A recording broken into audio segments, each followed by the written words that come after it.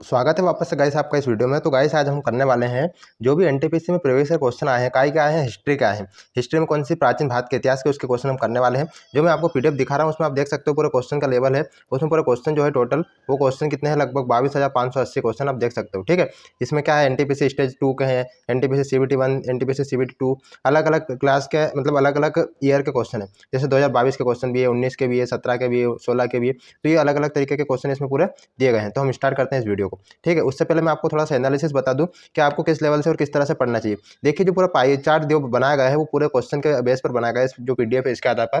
तो इसमें आप देख सकते हो कि इतिहास के क्वेश्चन कितने आए हैं, 1103 क्वेश्चन, राज्य व्यवस्था यानी कि पॉलिटी के 451 क्वेश्चन, भूगोल के 938 क्वेश्चन, अर्थव्यवस्था के 554 क्वेश्चन और सामान्य ज्ञान के एक्स्ट्रा 964 क्वेश्चन, भौतिक फिजिक्स के 339, केमिस्ट्री के 331, जीव विज्ञान के 573, कंप्यूटर के 546 और ये पर्यावरण वगैरह के 258। तो आप देख सकते हो कि सबसे अधिक जो क्वेश्चन आए वो हिस्ट्री के ही आए। तो आप अगर रेलवे की तैयारी कर रहे हो, आरआरबी की तैयारी अगर कर रहे हो, तो आपको ध्यान में रखना है कि सबसे अधिक क्वेश्चन हिस्ट्री के ही आए। आप देख सकते हो ये क्वेश्चन सब एक तरफ है, हिस्ट्री आते हैं, उसके बाद में भूगोल के वैसे क्वेश्चन आते हैं। तो हम हिस्ट्री को आज करेंगे। आज प्राचीन भारत का जो भी इतिहास है उसके जो भी क्वेश्चन है वो हम पूरे आज करने वाले हैं। तो आपको वीडियो में लास्ट तक जरूर बने रहना है। कोई भी डाउट रहे तो आप बता सकते हैं। इसमें बहुत ज़्यादा क्वेश्चन है, लगभग 300 के समथिंग क्वेश्चन है जो हम करने वाले हैं और डिस्क्रिप्शन में दिया है। और मैं आपको बता दूं कि जो भी क्वेश्चन दिए गए हैं सब प्रीवियस ईयर क्वेश्चन है। ठीक है, आप देख सकते हो आराम से पूरे प्रीवियस ईयर क्वेश्चन है, इनकी पूरे डिस्क्रिप्शन यहाँ पर लिखा हुआ है। तो आप देख सकते हैं प्राचीन इतिहास हम स्टार्ट कर रहे हैं सबसे पहले प्राचीन इतिहास। ठीक है, एशियन हिस्ट्री। एशियन हिस्ट्री में कौन कौन से चैप्टर आते हैं वो हम देखते हैं। पहला क्वेश्चन आता है इसमें कि पहला क्वेश्चन है कि कौन सा पाषाण युग 3 प्रमुख कालों के अंतर्गत नहीं आता है। तो देखो 3 भागों में बांटा गया है, पूरा पाषाण काल, नवपाषाण काल, ताम्रपाषाण काल, मध्यपाषाण काल। तो जो ताम्रपाषाण काल है वो नहीं आता है। देखो पाषाण युग पत्थरों का मनुष्य युग करता था और इसमें 3 चरण है, एक तो पूरा पाषाण, एक मध्यपाषाण और एक नवपाषाण। जो ताम्रपाषाण है वो नवपाषाण के बाद प्रारंभ हुआ था, इसलिए इसको हम इसमें नहीं गिनते। ठीक है, तो आपको ये ध्यान रखना है। इसमें डिस्क्रिप्शन बहुत अधिक दिया है, हम ज़्यादा डिस्क्रिप्शन नहीं देखेंगे, आप आराम से पॉज करके पढ़ सकते हो। ठीक है, टाइम कम रहता है। भीमबेटका की गुफाओं की खोज कब की गई थी। तो भीमबेटका की गुफाओं की खोज देख सकते हो, आरआरबी एनटीपीसी 2021 का क्वेश्चन है जो कि सीबीटी 2 में आया था, स्टेज 1 यानी कि सीबीटी 1 में। तो भीमबेटका की जो गुफा है उसकी खोज की गई थी। बी वाला ऑप्शन आएगा 1957-58। ठीक, 1957-58 और 2003 में इनको यूनेस्को में शामिल किया गया था। भीमबेटका कहाँ पर, मध्य प्रदेश के रायसेन जिले में ये पड़ती है। ठीक है, अगला क्वेश्चन पे हम चलते हैं। अगला क्वेश्चन है तीसरा क्वेश्चन कि जो भीमबेटका है उसके शिलाश्रम किसके लिए प्रसिद्ध है।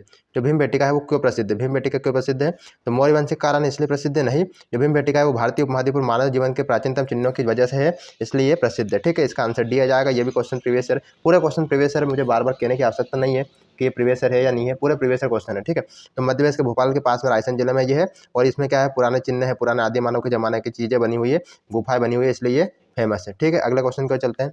फोर्थ क्वेश्चन है भारत में पाषाणकालीन शिला चित्रकारी कहाँ पाई जाती है।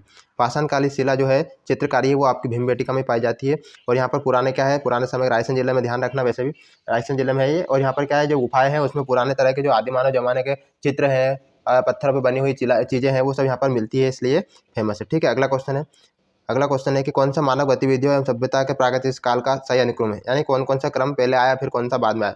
तो ध्यान रखना, आपको पहला पूरा पाषाण काल आता है, फिर मध्य पाषाण काल आता है और फिर नव पाषाण काल आता है। और नव के बाद में आता है धातु युग यानी कि जो ताम्रकालीन। ठीक है, तो पहला पूरा आता है, फिर मध्य आता है, फिर नव आता है। ये भी 2021 में क्वेश्चन पूछा गया, तो आपको ये भी ध्यान रखना है। ठीक है, ये आप यहाँ पर देख सकते हो, इसका पूरा डिटेल डिस्क्रिप्शन दिया है। इतिहास में क्या क्या है, लिखित साक्ष्य मिले हैं, प्रागैतिहासिक काल, आद्य ऐतिहासिक काल, ऐतिहासिक काल। फिर पूरा पाषाण काल क्या है, 5000 से 10,000 साल तक रहा।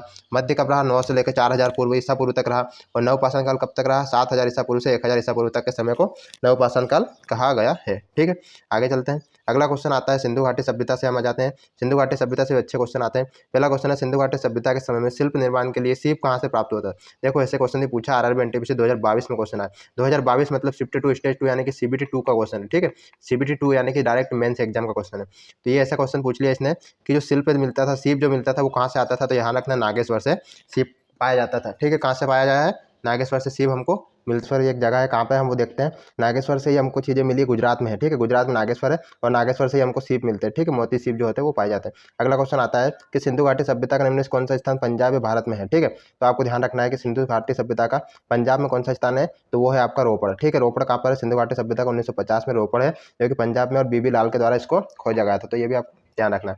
हड़प्पा सभ्यता की अधिकांश मोहरें पाई गई है, मोहरें यानी कि जो होती है मुद्रा है, मोहरें मानक एक मुलायम पत्थर से बनी होती थी जो 2x2 बीमा के साथ में होती थी, यानी कि जो ऐसी तरह बीमा वर्गाकार होती थी, ठीक है, वर्गाकार मुद्रा होती थी, ऐसी गोल नहीं होती थी। तो उनका उद्देश्य क्या था, जिसका उपयोग उद्देश्य के लिए किया जाता था, तो वो आकार की होती थी। तो वो पूछ रहा है कि काई से बनाई जाती थी, ठीक है, ये पूछ रहा है कि जो मुद्राएं होती थी वो काई की बनाई होती थी, तो ये बनाई गई थी स्टीएटाइट यानी कि स्टीएटाइट बोलते हैं सेल खड़ी को, ठीक है, सेल खड़ी, उसका इंग्लिश नाम पूछ लिया, ठीक है। मतलब क्वेश्चन का लेवल देखो, एनटीपीसी स्टेज 2 का क्वेश्चन 2022 में आया था, ठीक है। आप तो पढ़ते नहीं होंगे, आपने ऐसे क्वेश्चन देखे नहीं होंगे। स्टीएटाइट जो है सेल खड़ी को बोलते हैं, और सेल खड़ी की वो मुद्राएं बनी होती थी, और वो ऐसी चौकर होती थी, ठीक है, ऐसे चौकर होती थी, 2x2 के फॉर्म में होती थी, इतना उसका रेशियो होता था। धोलावीरा राज्य किस शहर में है, धोलावीरा राज्य कहाँ पर है, तो धोलावीरा आपका है गुजरात में, ठीक है, कहाँ पर है, गुजरात में है, और ये कच्चे के बचाव तालुका में स्थित है धोलावीरा, और इसको अभी क्या है यूनेस्को में भी शामिल किया है, तो आपको ध्यान रखना है। 1968 में इसकी खोज की थी, जगपत जोशी द्वारा खोज की गई थी, ठीक है, और 2021 में 40वें विश्व धरोहर शामिल किया गया था, ठीक है, 2021 जुलाई 21 में इसको धोलावीरा को शामिल कर लिया गया था 40वें विश्व धरोहर स्थल में, यानी कि यूनेस्को में इसको शामिल कर लिया गया था, ये आपको ध्यान रखना है, ठीक है। आगे चलते हैं।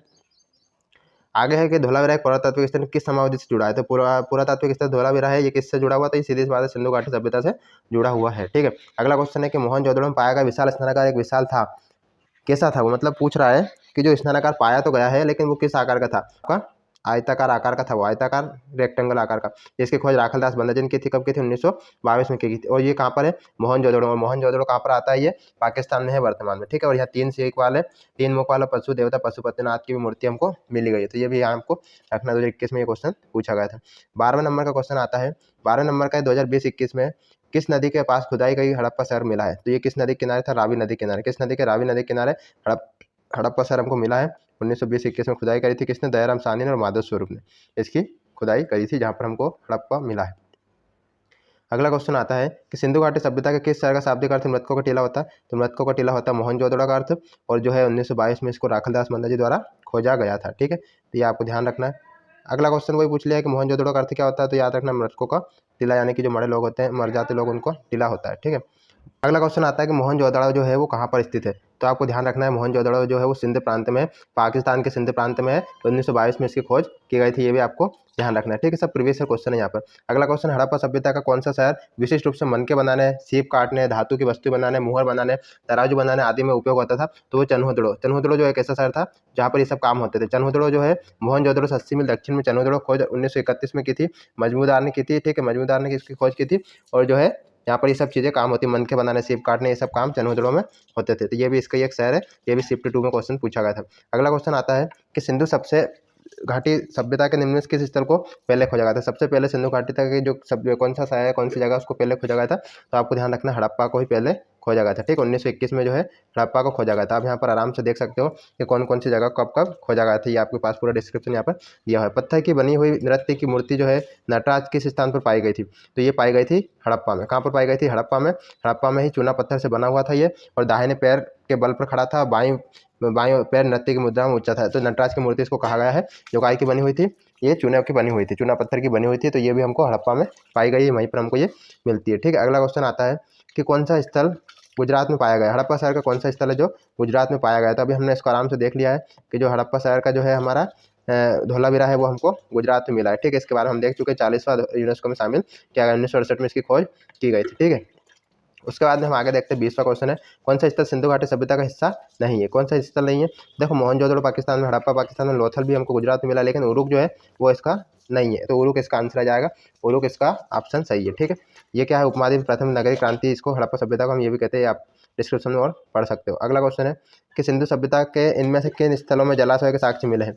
ये जो स्थल आपको दिए गए हैं काजलीबंगा है, धोलावीरा है, लोथल है, कोट दीजिए, इनमें से किस जगह पर हमको जलाशय मिले हैं, तो जो धोलावीरा है जो कच्चे के रन में है, यहाँ पर जला मिला है, क्योंकि जो समुद्र किनारे ये एरिया आता है, तो यहाँ पर हमको जल के साक्ष्य मिले हैं, मतलब वो मिले, निष्कर्ष मिला है। इसकी खोज जेपी जोशी ने 1967 में की थी, किसकी, धोलावीरा के, तो आपको ध्यान रखना है धोलावीरा इसका आंसर सही हो जाएगा, ठीक है। अगला क्वेश्चन है कि पुरातात्विक स्थल सुरकोर्दो किस राज्य में मिला है, ठीक है। सुरकोर्दो जो है वो किस जगह पर हमको मिला है, ये आपको बताना है। तो पुरातात्विक स्थल सुरकोर्दो जो है वो कहाँ पर मिला है, ये हम देखते हैं कहाँ पर मिला है। तो देखिए हम देखते हैं सुरकोटदा जो है, सुरकोटदा गुजरात के कच्छ जिले में मिला है और इसकी हड़प्पा सभ्यता के विस्तार के लिए 1996 में इसकी खोज की गई थी जगपति जोशी के द्वारा। ठीक है, धौलावीरा, लोथल, रंगपुर, सुरकोटदा ये गुजरात में है, आलमगीरपुर आपको उत्तर प्रदेश में, कालीबंगा आपको राजस्थान में, मांडा आपको जम्मू कश्मीर में, दाइमाबाद जो महाराष्ट्र में और रोपड़ जो है वो पंजाब में है। आपको ये विशेष रूप से ध्यान रखना है, ये जो स्थान है ये पर्टिकुलर इस जगह पर मिले हैं। अगला क्वेश्चन आता है कि 1944 में भारतीय पुरातत्व सर्वेक्षण के महानिदेशक के रूप में पदभार संभाला और हड़प्पा की खुदाई किसने की थी? तो ये आपको ग्रेम व्हीलर आपको ध्यान रखना है। मार्टिवल व्हीलर ने 1944 में जो है ये भारतीय पुरातत्व सर्वेक्षण में हेड बने थे और पदभार संभाला था और इनने फिर आगे खुदाई का काम करा था। और आपको ध्यान रखना जॉन मार्शल भी इसी में से आता है, लेकिन उसने पहले खुदाई का काम किया था। तो 1944 पूछा, इसलिए मैं आपको बता रहा हूँ। ठीक है, अगले क्वेश्चन पे चलते हैं। अगला क्वेश्चन है 24 नंबर पे कि सिंधु घाटी सभ्यता स्थल मोहनजोदड़ो पहली बार खुदाई किसने की थी? तो आपको ध्यान रखना है ये R.D. बनर्जी द्वारा की गई थी। शाब्दिक अर्थ मटकों का टीला है, किसकी? मोहनजोदड़ो की बात कर रहा है। तो ये R.D. बनर्जी द्वारा इसकी खोज की गई थी। ठीक है, मोहनजोदड़ो शाब्दिक अर्थ मटकों का टीला है, पाकिस्तान के लड़काना जिलों में सिंधु नदी के तट पर ये पाया गया है। ठीक है, और राखलदास बनर्जी ने 1922 में की थी। और मोहनजोदड़ो सबसे महत्वपूर्ण विशाल स्तनागार है और ये जो है 11.88 मीटर लंबा, 7 मीटर चौड़ा और 2.43 मीटर गहरा है। तो ये भी आपको ध्यान रखना, सबसे बड़ी जगह पर स्टेज वो यहाँ पर वही चीज़ थी। ठीक है, तो आपको ये ध्यान रखना है। अगला क्वेश्चन आता है 25 नंबर का कि हड़प्पा सभ्यता 2500 BC से आसपास विकास किया था, जिन्हें आज हम क्या कहते हैं? तो 2500 BC में ये थी पश्चिमी भारत में और पाकिस्तान के एरिया में फैली हुई थी। ठीक है, उस समय जब ये थी उस समय तो पूरा भारत था, लेकिन अब ये पश्चिमी भारत में, पश्चिमी जो पाकिस्तान के हमारी इधर का हिस्सा पूर्वी हिस्सा है और उसके बाद में हमारा पश्चिमी हिस्सा, उसमें ये फैली हुई थी। ठीक है, 1921 में दयाराम साहनी और माधव स्वरूप ने पहले इसकी खोज की थी। सिंधु घाटी सभ्यता की सबसे महत्वपूर्ण विशेषता क्या थी? यहाँ की सबसे महत्वपूर्ण विशेषता क्या थी वो आपको देखना है। तो सबसे महत्वपूर्ण विशेषता थी जो वस्तु विनिमय प्रणाली थी, स्थानीय परिवहन प्रणाली थी, या ईंट के बने भवन थे, या प्रशासनिक प्रणाली थी। तो आपको बताना है कि सबसे महत्वपूर्ण व्यवस्था तो जो थी वो ईंट के बने भवन थे। क्या थे? ईंट के बने हुए भवन थे। जो क्या लिखा है कि यह विश्व की प्राचीन नदी घाटी सभ्यता में से एक है और हड़प्पा बस्तियां बनी थी और एक निश्चित ईंट के अनुपात होती थी 4:2:1, यानी कि इसकी मोटाई, लंबाई और चौड़ाई की बात की गई है। यहाँ पर इस रेशो में ये लंबाई, चौड़ाई और मोटाई इस ईंट की होती थी। तो ईंट की बनी हुई व्यवस्था होती थी, इसमें ईंट को यूज़ किया गया। सिंधु घाटी सभ्यता कैसी है? कैसी है मतलब किस धातु को यूज़ किया गया? तो कांस्य युगीन यानी कि कांसा धातु जो आती है उसका इनने यूज़ करना सीख लिया था। ठीक है, जो काय से बनती है? तांबे और टीन से बनाई जाती है, तांबे और टीन से बनाई जाती है। अगला क्वेश्चन है कि हड़प्पा के लोग किसकी पूजा नहीं करते थे? किस भगवान की पूजा नहीं करते थे? तो विष्णु भगवान की पूजा वो नहीं करते थे। ठीक है, मोहनजोदड़ो मोहर में स्वास्तिक भी चिन्ह मिला है, पुरुष त्रिमुखी मिले, त्रिभुवी सिंहासन मुद्रा बैठे, मतलब हम बोल सकते हैं शिव जी होंगे।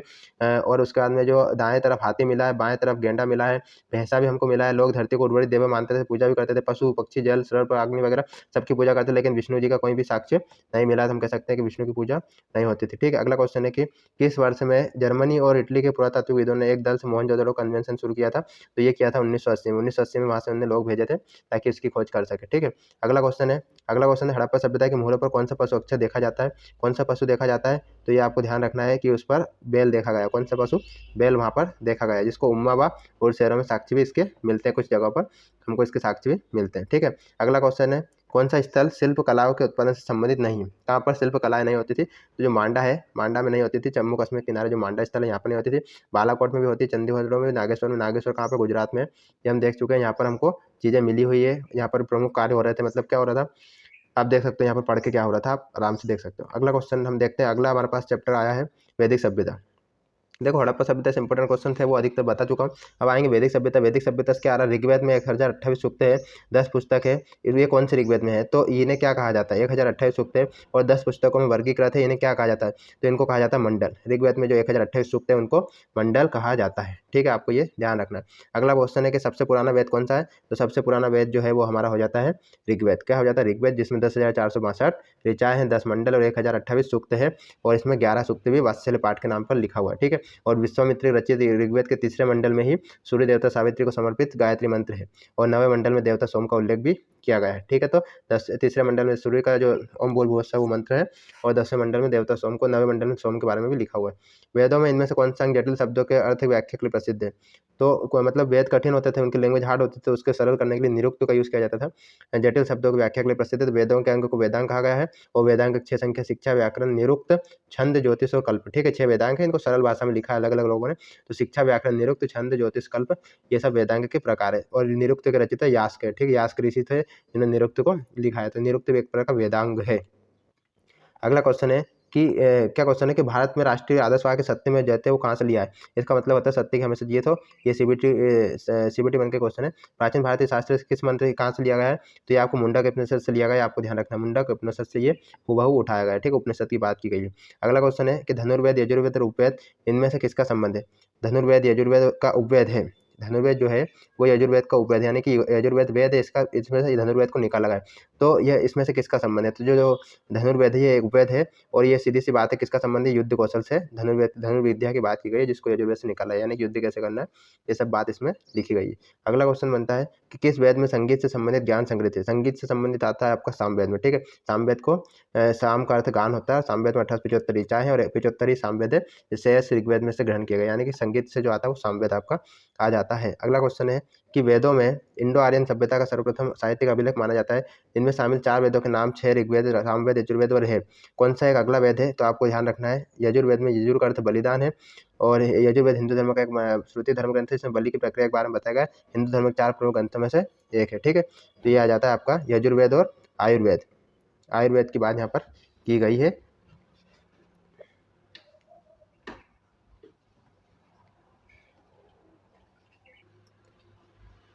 तो देखिए यहाँ पर बात की गई है कि कौन से 4 प्रमुख वेद है, तो हमको ध्यान रखना है कि हमारे वेद है एक ऋग्वेद, सामवेद, यजुर्वेद और एक अथर्ववेद, ठीक है।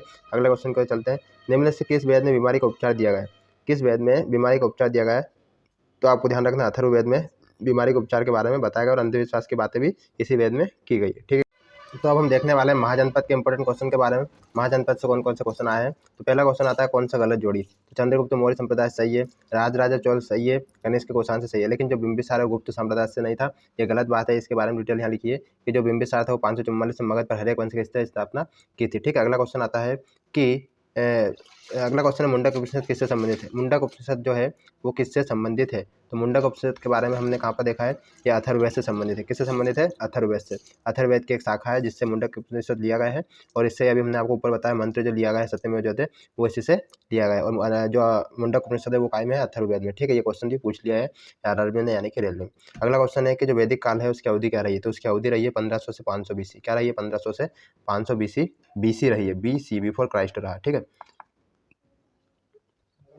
अगला क्वेश्चन यजुर्वेद में यजुर का अर्थ क्या होता है। यजुर्वेद में यजुर का अर्थ होता है बलिदान। क्या होता है, बलिदान होता है। अगला है कौन सा मगध राज्य की राजधानी रही है, तो मगध राज्य की राजधानी जो रही है वो राजगीर रही है। क्या रही है, मगध राज्य के 16 जनपद थे जिसमें से मगध जो था उसकी राजधानी राजगीर रही है, ठीक है। हालांकि शिशुनाग के शासनकाल में राज्य गिरिब्रज के अतिरिक्त वैशाली को भी राजधानी दूसरी बना ली गई थी, तो ये भी आप यहाँ पर पढ़ सकते हो। अगला क्वेश्चन है अवध को किस नाम से जाना गया है, तो अवध जो है उसको किस नाम से जाना गया है, तो इसको कौशल नाम से भी जो जाना गया है, जो 1600 जनपदों में एक था, तो अवध को कौशल भी कहा गया, ठीक है। अवध को पुराने समय में कौशल भी कहा गया। अगला क्वेश्चन है कि 19वीं शताब्दी में अजमेर का सेना सोनी जी नसिया मंदिर किसको समर्पित है।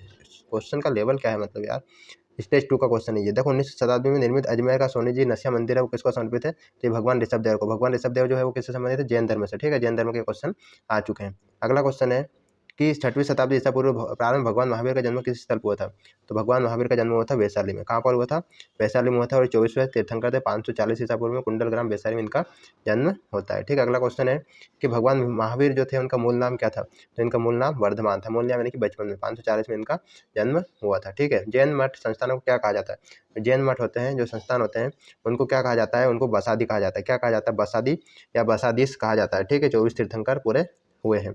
अगला क्वेश्चन है 50 नंबर का, 24 तीर्थंकर का नाम क्या था। 24 तीर्थंकर महावीर जैन स्वामी थे, ठीक है। महावीर स्वामी थे जिनका जन्म 599 में हुआ था। महावीर स्वामी का जन्म 599 कुंडल ग्राम वैशाली में हुआ था, ठीक है। आगे हम चलते हैं। अगला क्वेश्चन है कि अगला क्वेश्चन ये पूछ रहा है कि त्रिरत्न की अवधारणा किससे संबंधित। त्रिरत्न जो है वो जैन धर्म से संबंधित है। कौन कौन से, एक तो है त्रिरत्न सम्यक दर्शन, सम्यक ज्ञान और सम्यक आचरण। क्वेश्चन बन सकता है, ठीक है। सम्यक दर्शन, सम्यक ज्ञान और सम्यक आचरण त्रिरत्न है, और बौद्ध धर्म के अनुसार त्रिरत्न है बुद्ध, धम्म और संघ, ठीक है। दोनों के अलग अलग है, दोनों के अलग अलग है, ठीक है। अगला क्वेश्चन है कि कौन सा धर्म पवित्र पुस्तिका के जोड़िए संगत है। इस्लाम कुरान को मानते सही है, सिख धर्म गुरु ग्रंथ साहिब को मानते सही है, जैन धर्म उपनिषद को मानते नहीं करते भैया, ईसाई धर्म बाइबल को मानते सही है। जो जैन धर्म होते हैं वो मानते हैं आगम को, ठीक है। आगम क्या है, ये उनके जैसे हमारे पुराण होता है, जैसे हमारे ग्रंथ होते हैं, इसी तरह से आगम भी उनका ग्रंथ होता है। अब हम देखते हैं बुद्ध धर्म के क्वेश्चन। बुद्ध ने अपना प्रथम उपदेश सारनाथ में दिया, अपने 5 शिष्यों को दिया, जिसे कहा जाता है 5 शिष्यों को दिया था उसको कहा जाता है धर्म चक्र परिवर्तन। धर्म चक्र परिवर्तन कहते हैं। उरुवेला में प्राण प्राप्त करने के लिए बुद्ध प्रथम उपदेश सारनाथ में दिया था, इसको हमने धर्म चक्र परिवर्तन उस समय लोगों ने नाम दिया है। ठीक है, वैशाली में बुद्ध संगति हुई थी। देखो 4 बुद्ध संगति हुई थी। तो पूछ रहा है कि वैशाली में कौन सी बुद्ध संगति हुई थी और उस समय कौन संचालित इसको कर रहा था, कौन इसको करवा रहा था। ठीक है, तो ये एनटीपीसी सीबीटी 2 का क्वेश्चन है। स्टेज 2 मतलब सीबीटी 2 है, मेन एग्जाम का है। तो ध्यान रखना है आपको काला अशोक, इसकी स्त्री का आप ध्यान रख सकते हो। ए के तो द्वितीय मतलब ए से हो जाएगा आपका, पहला हो जाएगा अजातशत्रु, के से हो जाएगा काला अशोक, ए से हो जाएगा अशोक और के से हो जाएगा कनिष्क, यानी कि अजातशत्रु, काला अशोक, अशोक और कनिष्क प्रथम, द्वितीय, तृतीय और चतुर्थ। ठीक है, पहला अध्यक्ष महाकाश्यप था, फिर सभाकामी, फिर मोगलीपुत्र, फिर वसुमित्र और स्थान पहला राजगृह, फिर वैशाली, फिर पाटलिपुत्र, फिर कुंडलवन। कनिष्क के समय कुंडलवन कश्मीर में हुई थी। ठीक है, ये भी आपको ध्यान रखना है। अगला है थोरी गाथा, एक बौद्ध ग्रंथ है जो किसका हिस्सा है और यह भिक्षुणी द्वारा रचित छंदों का संग्रह है। तो जो थेरी गाथा है वो भी सूत्र पिटक का हिस्सा है। ठीक है, किसका? सूत्र पिटक का है। 15 लघु ग्रंथ है, स्थिर भिक्षुओं द्वारा रचित है और इसमें ये सब चीजें देखो यार, ऐसे ऐसे क्वेश्चन आ रहा है स्टेज 2 सीबीटी 2 में, मतलब ऐसे ऐसे क्वेश्चन पूछना है जो मैंने तो शायद पढ़े भी नहीं होंगे आप तो क्या। अगला क्वेश्चन है 3 पिटकों में से अभिधाम पिटक से आशय है। 3 पिटकों में से अभिधाम पिटक का क्या आशय है? ये क्वेश्चन अच्छा है, ये प्रीवियस टेस्ट में मैंने देखा था। अभिधाम पिटक का अर्थ क्या है? तो यह दार्शनिक मामलों से, अभिधाम पिटक दार्शनिक मामलों से, अभिधाम पिटक का अर्थ दार्शनिक मामलों से है। ठीक है, और अभिधाम पिटक में कुल 7 ग्रंथ शामिल है, इसमें 7 ग्रंथ है। ये हिनयान धर्म का है और धम्म संगीत विभाग पूर्व संगीत वगैरह आप देख सकते हो यहाँ पर, इस तरह की चीजें है। अगला क्वेश्चन है कि कौन से स्थान पर गौतम बुद्ध ने आत्मज्ञान प्राप्त किया था?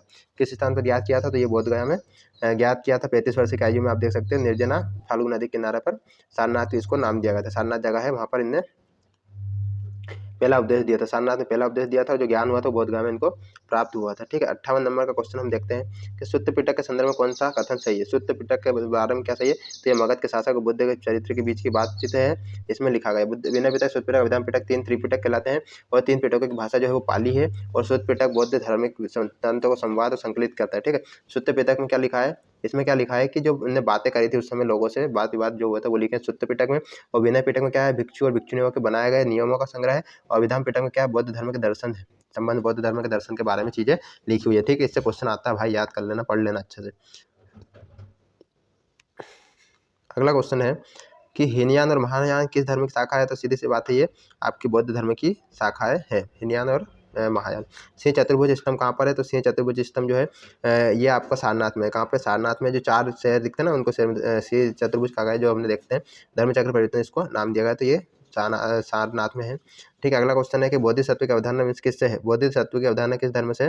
तो ये हो जाएगा महायान बौद्ध धर्म से। ठीक है, हिनयान भी बौद्ध है लेकिन महायान से ही। ठीक है, तो आपको ध्यान रखना है बोधिसत्व की जो अवधारणा है वो महायान शाखा से है। अगला क्वेश्चन की ओर हम चलते हैं। अगला क्वेश्चन है विनय और सुत्त पिटक किसकी शिक्षा का संचलन है? तो विनय और सुत्त पिटक जो है वो हमारे आ जाते हैं बुद्ध के, गौतम बुद्ध की बारे में। विनय पिटक और सुत्त पिटक और अभिधाम पिटक मैंने आपको बता दिया। ठीक है, विनय पिटक क्या है? संघ, नियम, आचार, शिक्षा है। सुत्त पिटक क्या? धार्मिक सिद्धांत है। अभिधाम में क्या? दार्शनिक सिद्धांत है। ये ध्यान रखना, क्वेश्चन आता है। अगला क्वेश्चन है 63 नंबर का कि गौतम बुद्ध के उपदेश में किसे अग्नि उपदेश के नाम से जाना जाता है? तो अग्नि उपदेश जो है वो आदित्य पर्याय सूत्र, आदित्य पर्याय सूत्र जो है उसको अग्नि उपदेश फायर सूत्र कहा जाता है। धर्म चक्र परिवर्तन सूत्र पाली में है, धर्म चक्र परिवर्तन संस्कृत में और बौद्ध चक्र परिवर्तन जिसे बुद्ध द्वारा ज्ञान प्राप्ति के उपदेश में लिया गया है। तो यानी कुछ संस्कृत में और कुछ पाली भाषा में। ठीक है, तो आपको ये भी ध्यान रखना है। तो धर्म चक्र परिवर्तन सूत्र जो है पहला पाली में भी है और संस्कृत में भी है। ठीक है, तो ये भी आपको ध्यान रखना है। अगला है जातक कथा है, किससे संबंधित है? जातक कथा है बौद्ध धर्म से संबंधित है। इनका जन्म 563 ईसा पूर्व में हुआ था। ठीक है, किसका? बुद्ध का। ये भी आपको ध्यान रखना है। बुद्ध चरित्रम नामक महाकाव्य किसने लिखा है? बुद्ध चरित्र जो महाकाव्य वो लिखा है अश्वघोष ने। किसने लिखा है? अश्वघोष ने लिखा है। इसमें क्या मिलता है? बुद्ध चरित्र जो महाकोश है इसमें लिखा है अश्वघोष में और इसकी जो बुद्ध चरित्र संस्कृत का महाकाव्य संस्कृत भाषा में लिखा है। इसमें 28 सर्ग है और 14 सर्गों के बारे में लिखा है। उसके बाद में अशोकों की और भी रचना है, क्या? सौंदर्य काव्यम, गंडी स्त्रोतम, सारीपुत्र कर्णम आदि। और नागार्जुन शब्द शून्यवाद और माध्यमिक मत के प्रशांत बौद्ध आचार्य थे। ठीक है, नागार्जुन ने शून्यवाद और माध्यमिक मत के प्रख्यात बौद्ध आचार्य थे। नागार्जुन ने शून्यवाद बारे में बताया। ठीक है, नागार्जुन का जन्म उस समय के समय पे हुआ था। उसके बाद में और भी कुछ यहाँ पे लिखा हुआ है हेमचंद्र के बारे में। तो हेमचंद्र क्या थे? ये गुजरात के प्रमुख व्यक्ति थे, ये भी आचार्य थे। ठीक है, तो आपको ये भी ध्यान रखना है। अगला क्वेश्चन आता है कि कौन सा स्थल बुद्ध के शीर्ष स्थलों में से नहीं है? बुद्ध के शीर्ष स्थलों में से नहीं है तो सीधी सी बात है ग्वालियर नहीं है, बोधगया वगैरह तो सब है। गौतम बुद्ध थे, बौद्ध धर्म संस्थापक, 563 ईसा पूर्व में लुम्बिनी में इनका जन्म हुआ था। बोधगया प्रमुख तीर्थ स्थलों में से एक है, बोधगया तो तीर्थ स्थल में से एक है। और सारनाथ बनारस के पास तीर्थ स्थल है जहाँ पर उनको ज्ञान प्राप्त हुआ था, प्रथम उपदेश दिया था। कुशीनगर जो उत्तर प्रदेश में स्थित है, और कुशीनगर भगवान बुद्ध को महापरिनिर्वाण यानी कि मृत्यु उनकी हुई थी। तो ये सब चीज़ें ग्वालियर से संबंधित नहीं है। अगला क्वेश्चन आता है कि बुद्ध का जन्म कहाँ हुआ था। तो बुद्ध का जन्म सीधी सी बात है लुम्बिनी में हुआ था, और लुम्बिनी कहाँ पर पड़ता है आपका, वर्तमान में नेपाल में पड़ता है, और इनको एशिया का पुंज भी कहा जाता है। ठीक है, 563 ईसा पूर्व में इनका जन्म हुआ था। उस बौद्ध का नाम बताइए, ग्रंथ का नाम बताइए जिसमें भिक्षुओं के नियम उल्लेख लिखे। तो अभी हमने हाल ही देखा विनय पिटक ऐसा है, इसमें त्रिपिटक है जिसमें इनके पूरे नियम लिखे हैं। सुत्त पिटक क्या है, इसमें विचार विवाद लिखे हैं। विनय पिटक क्या है, भिक्षु भिक्षुणियों के इनके बारे में नियम को लिखे हैं। और अभिधान पिटक में दार्शनिक व्याख्या की गई है बुद्ध धर्म के बारे में। स्तूप क्यों बनाए गए थे, स्तूप क्यों बनाए गए थे, तो इसका जाएगा पवित्र स्मृति चिन्ह है, यानी कि जैसे हमारे मंदिर होते हैं इस तरह से इनको स्तूप होते हैं। ये प्रमुख चीज़ें इसमें रखते थे और इनके एक स्तंभ की तरह बनाते थे, पवित्र स्तूप है। गौतम बुद्ध को ज्ञान कहाँ से प्राप्त हुआ था। गौतम बुद्ध को प्राप्त हुआ था बोधगया से। ठीक है, ये भी 35 वर्ष की आयु में उरुवेला बोधगया में प्राप्त हुआ था, बोधि वृक्ष के, पीपल वृक्ष के नीचे। उरुवेला भी इसको बोधगया को कहा गया है। और निरंजना नदी है, अगर आपसे पूछा जाए तो वैशाख पूर्णिमा थी, इसी दिन इनको ज्ञान प्राप्त हुआ था, इसी दिन इनका जन्म हुआ था, इसी दिन इनकी मृत्यु हुई थी, इसलिए वैशाख पूर्णिमा बहुत इंपॉर्टेंट है। ठीक है, बौद्ध तीर्थ स्थान दांत का मंदिर कहाँ है। अरे भैया क्या पूछ लिया, दांत का मंदिर, दांत का मंदिर है श्रीलंका में। कहाँ पर है, बौद्ध तीर्थ स्थान दांत का मंदिर है, यह है आपका श्रीलंका में। क्योंकि इनके पुत्र वगैरह थे जो श्रीलंका में, मतलब जो अशोक के सम्राट अशोक था उसके पुत्र पुत्रियाँ श्रीलंका वगैरह में भी प्रचार करने गए थे। तो ये आपको ध्यान रखना है। वर्तमान में यूनेस्को में शामिल भी कर लिया गया है इसको। कैंडी श्रीलंका के राजा की अंतिम राजधानी थी, तो ये आपको ध्यान रखना है। बोरोबुडुर बौद्ध मंदिर कहाँ स्थित है।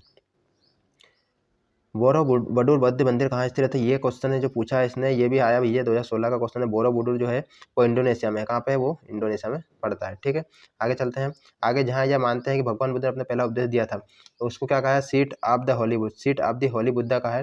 तो वो कहाँ पर अपना उपदेश दिया था, तो वो उपदेश दिया था धर्मक स्तूप सारनाथ में। कहाँ पर, सारनाथ में अपना पहला उपदेश दिया था, उसको धर्म चक्र परिवर्तन नाम दिया था। और सीट ऑफ होली बुद्धा भी उस जगह को कहा गया है। ये चीज़ ध्यान रखो यार, क्या बात है। अगला क्वेश्चन है कि बुद्ध के एक शिक्षाओं का संग्रह है, उसको क्या कहते हैं। जो बुद्ध की शिक्षाओं का संग्रह उसको कहते हैं त्रिपिटक। ठीक, हम देखे विनय पिटक, सुत्त पिटक, अभिधान पिटक। तो आप देख सकते हो ये जो तीनों पिटक है इनसे क्वेश्चन अच्छा है। विनय पिटक में क्या है, सुत्त में क्या है, अभिधान में क्या है, तो ये सब चीज़ें देखना है। अगला है, एक दो क्वेश्चन भारत दूसरे धर्मों से भी आए। अगला क्वेश्चन है कि भारत का एक धर्म है जोरोस्ट्रियन, मुख्य रूप से किस धर्म से। तो जोरोस्ट्रियन जो है वो मुख्य रूप से किससे संबंधित है, यह है आपको महाराष्ट्र से। महाराष्ट्र में प्रमुख शहर महाराष्ट्र के निवासी जोरोस्ट्रियन यानी कि पारसी धर्म को मानते हैं। महात्मा जोरोस्ट्रियन जो है उनके धर्म से संबंधित यानी पारसी धर्म को कहा गया, जो महाराष्ट्र में इसके अधिकतर लोग रहते हैं। ठीक है, अगला क्वेश्चन आता है कि तीन तरीके से एक समान है लेकिन एक अलग है। अवेस्ता पारसियों का है, तोरा यहूदी का है, मंदिर हिंदू का होता है, त्रिपिटक बुद्ध होते हैं।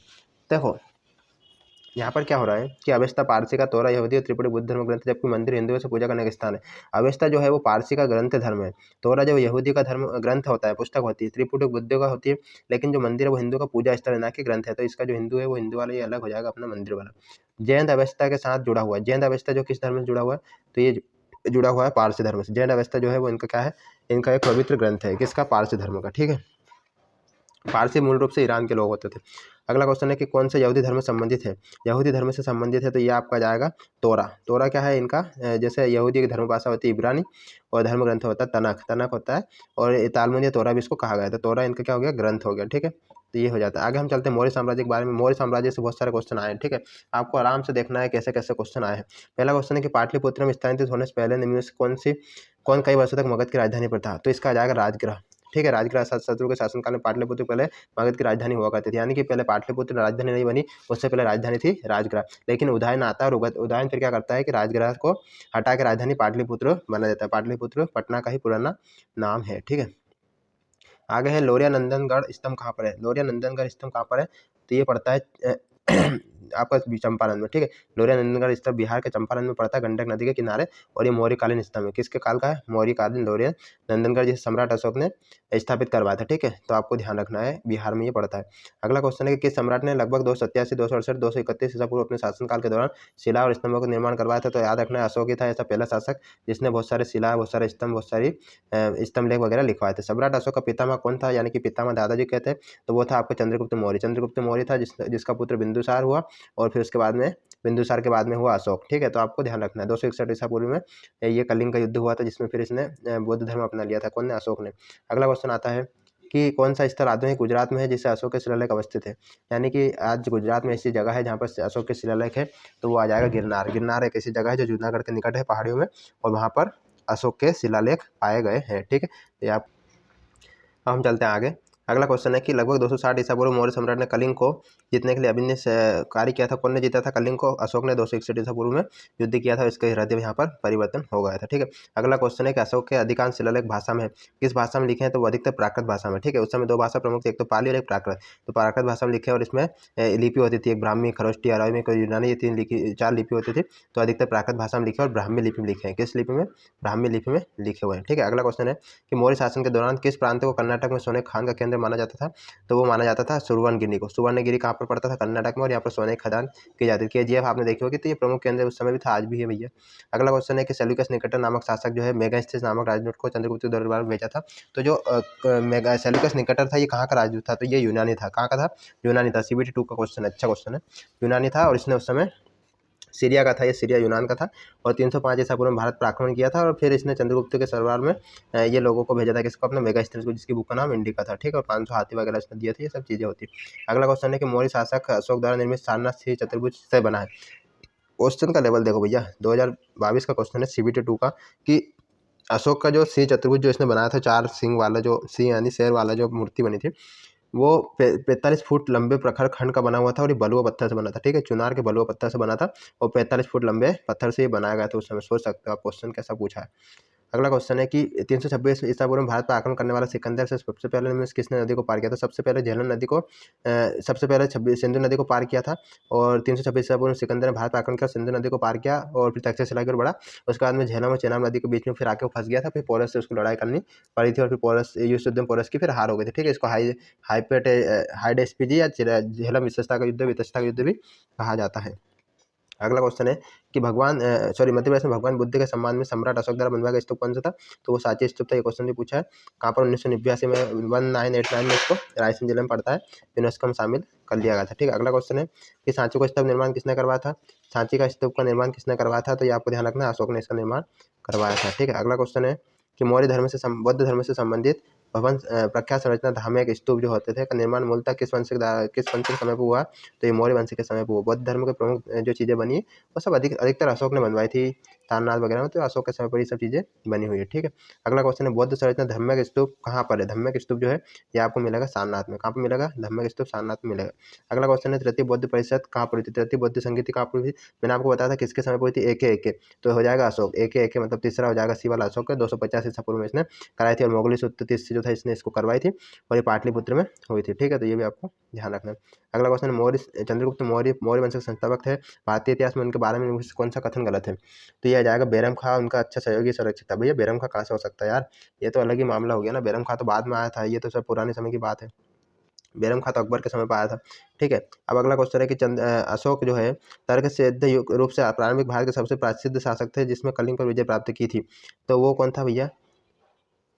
कलिंग पर विजय प्राप्त की थी। तो कलिंग जो है क्या पूछ रहा है? अशोक तर्क सिद्ध रूप से प्रारंभिक भारत के सबसे प्रसिद्ध शासक थे जिसने कलिंग पर विजय प्राप्त की थी। वे के पोते थे मतलब चंद्रगुप्त मौर्य के पोते, यानी कि लड़के के लड़के पोते थे। और 13वां शिलालेख जो है उसमें अशोक के मौर्य ये जो वर्णन है इसका वर्णन शिलालेख में लिखा हुआ 13वां शिलालेख है, उसमें जो इसने युद्ध लड़ा था राज्य के भेद से 8 वर्ष बाद जो इसने 261 ईसा पूर्व में कलिंग पर जो युद्ध लड़ा था उसके बारे में लिखा हुआ है। ठीक है, 97 नंबर पर पहुंच चुके हैं हम। ऐतिहासिक ग्रैंड ट्रंक रोड का निर्माण कई शासकों द्वारा कराया गया। मौर्य वंश के शासनकाल के दौरान इससे क्या कहा जाता था? इसको कहा जाता था उत्तरापथ। ठीक है, याद रखना उस समय भी ये था भैया, बाद में फिर बना है इसको। उत्तरापथ कहा जाता था, मौर्य काल के समय से ये चल रहा है। NTPC का क्वेश्चन है, देख लेना। गंगा के मैदान से लेकर तो ये पूरा अपना लाहौर से लेकर तो इधर पश्चिम बंगाल तक जाता है।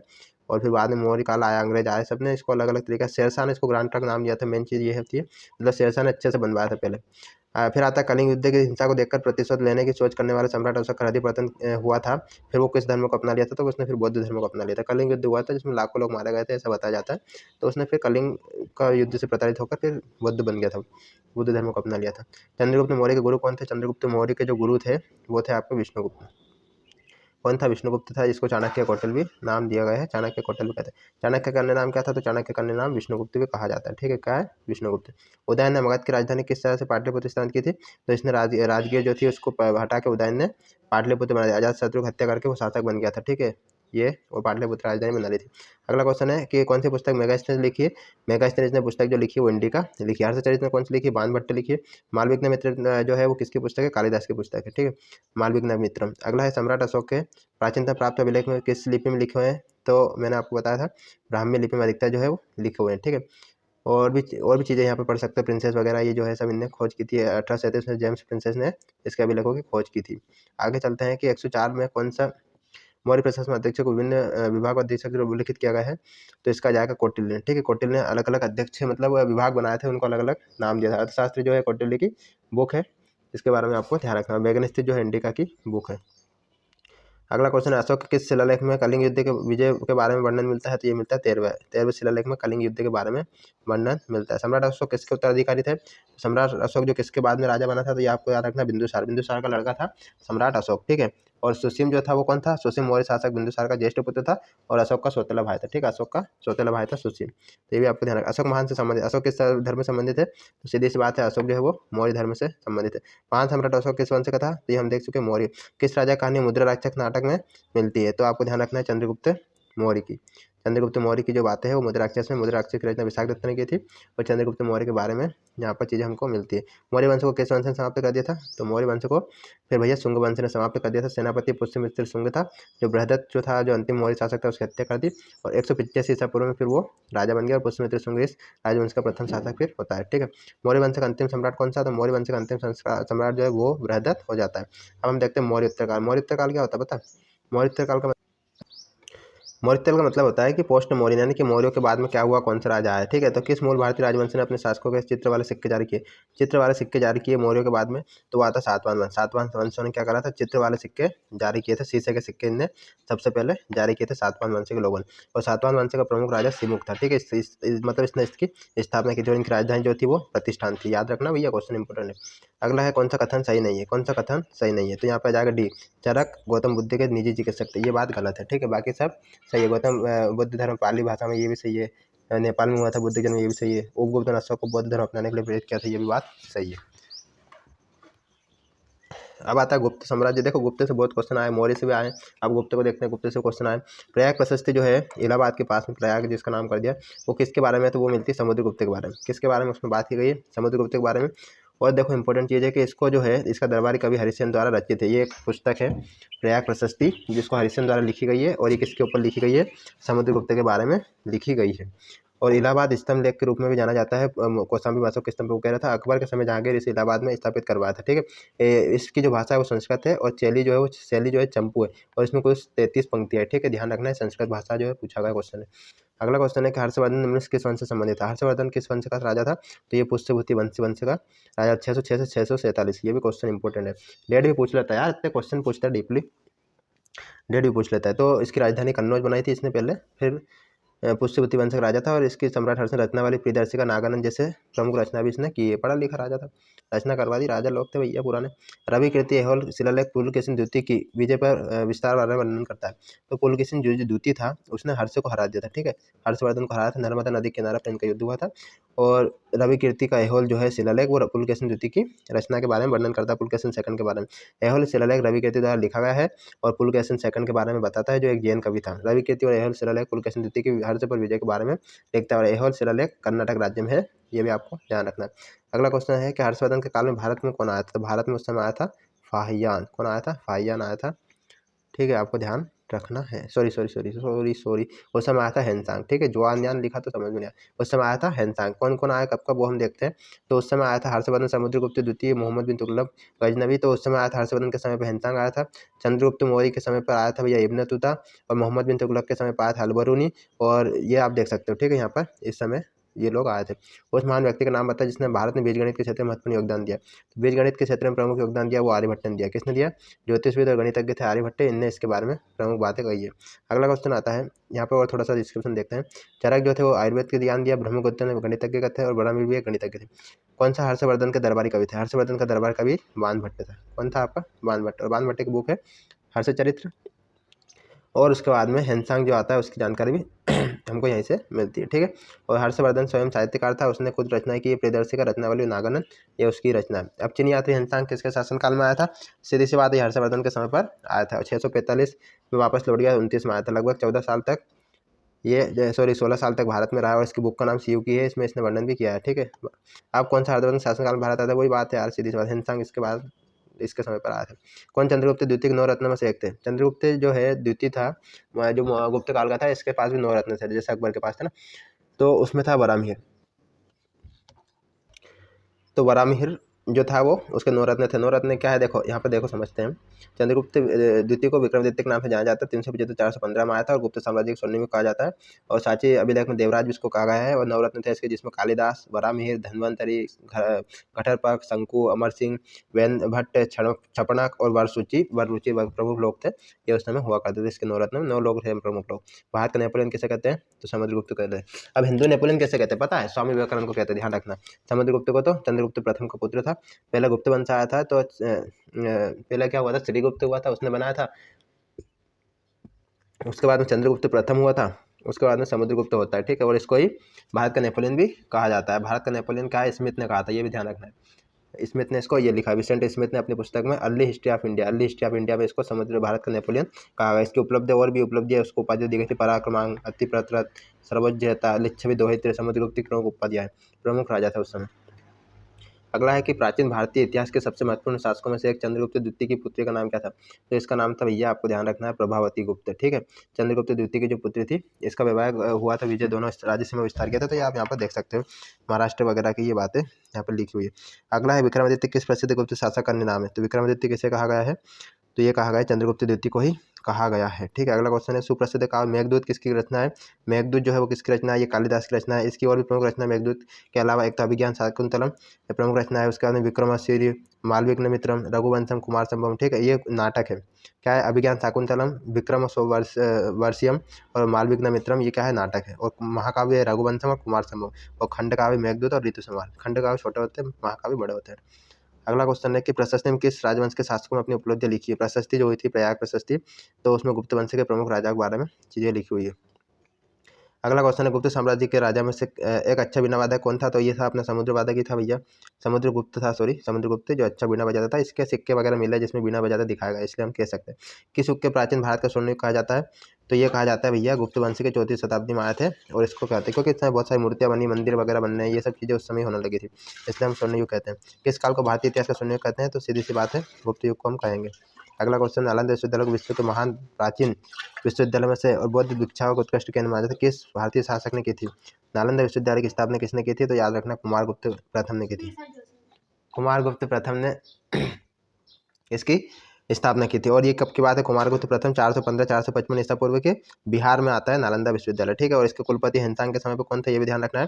विश्वविद्यालय कुलपति शिलभद्र था जब हिंसांग आया था, उस समय पढ़ने ही आया था 1193 में। फिर तुर्क के सेनापति बख्तियार खिलजी ने इसको नष्ट भी करने की कोशिश की, नष्ट भी किया था।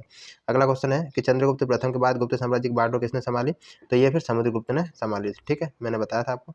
उसके बाद में गुप्त साम्राज्य का वास्तविक संस्थापक कौन था, तो ये था आपका श्रीगुप्त, ठीक है। श्रीगुप्त ने इसकी मतलब स्थापना की थी। उसके बाद में कौन आया था, घटोत्कच आया था। और उसके बाद में फिर प्रथम राजा चंद्रगुप्त बना और फिर चंद्रगुप्त को ही गुप्त वंश का वास्तविक संस्थापक माना गया था। गुप्त काल के दौरान चीन के किस यात्री ने भारत का भ्रमण किया था, तो ये मैं आपको बता चुका हूँ, किसने किया था, फाइयान ने किया था। किसने किया था, फाइयान ने किया था। और हिंसांग तो हिंसांग के समय आया था, हर्षवर्धन के समय आया था, ठीक है, चीनी यात्री था ये भी। अब हम आगे देखते हैं।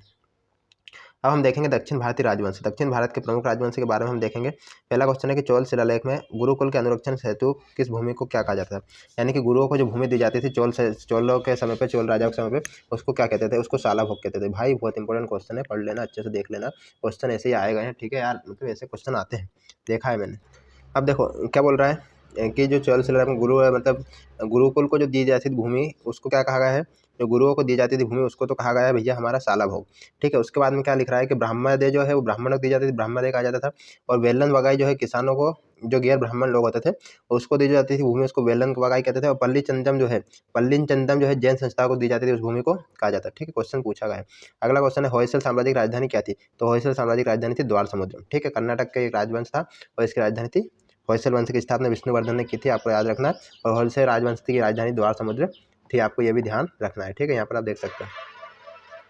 अगला क्वेश्चन है दिए गए विकल्प में किस राजवंश ने दक्षिण पूर्व एशिया में शिपिंग उद्यम स्थापित किया था, शिपिंग उद्यम स्थापित किया था, वो किया था चोल वंश। चोल वंश मतलब ये क्या है, इनने समुद्र में अच्छा काम किया था, इनके पास अच्छी नेवी थी। और राजवंश की स्थापना विजय ने की थी 850 से 870 ईस्वी में, ठीक है, आपको ध्यान रखना चोल वंश की। और चोलकालीन प्रमुख बंदरगाह महाबलीपुरम, कावरीपट्टनम, सालियूर, कोरकय आदि थे, तो ये भी आपको ध्यान रखना है। राजा सिंह विष्णु वंश के संस्थापक थे। राजा सिंह विष्णु किस धर्म के संस्थापक था, किस वंश का, तो ये था पल्लव वंश का। राजा सिंह विष्णु जो है 575 से 600 ईस्वी में आया था और पल्लव वंश का संस्थापक था। पल्लव की राजधानी कांचीपुरम थी तमिलनाडु में, और इनका उल्लेख संस्कृत भाषा का प्रमुख ग्रंथ कीर्तनार्जुनियम में मिलता है, जिसकी रचना श्री विष्णु के दरबार में रहता था भारावी, उसने की है। ठीक है, अगला क्वेश्चन है कि पुलकेशिन प्रथम और पुलकेशिन द्वितीय किस शासन से संबंधित है।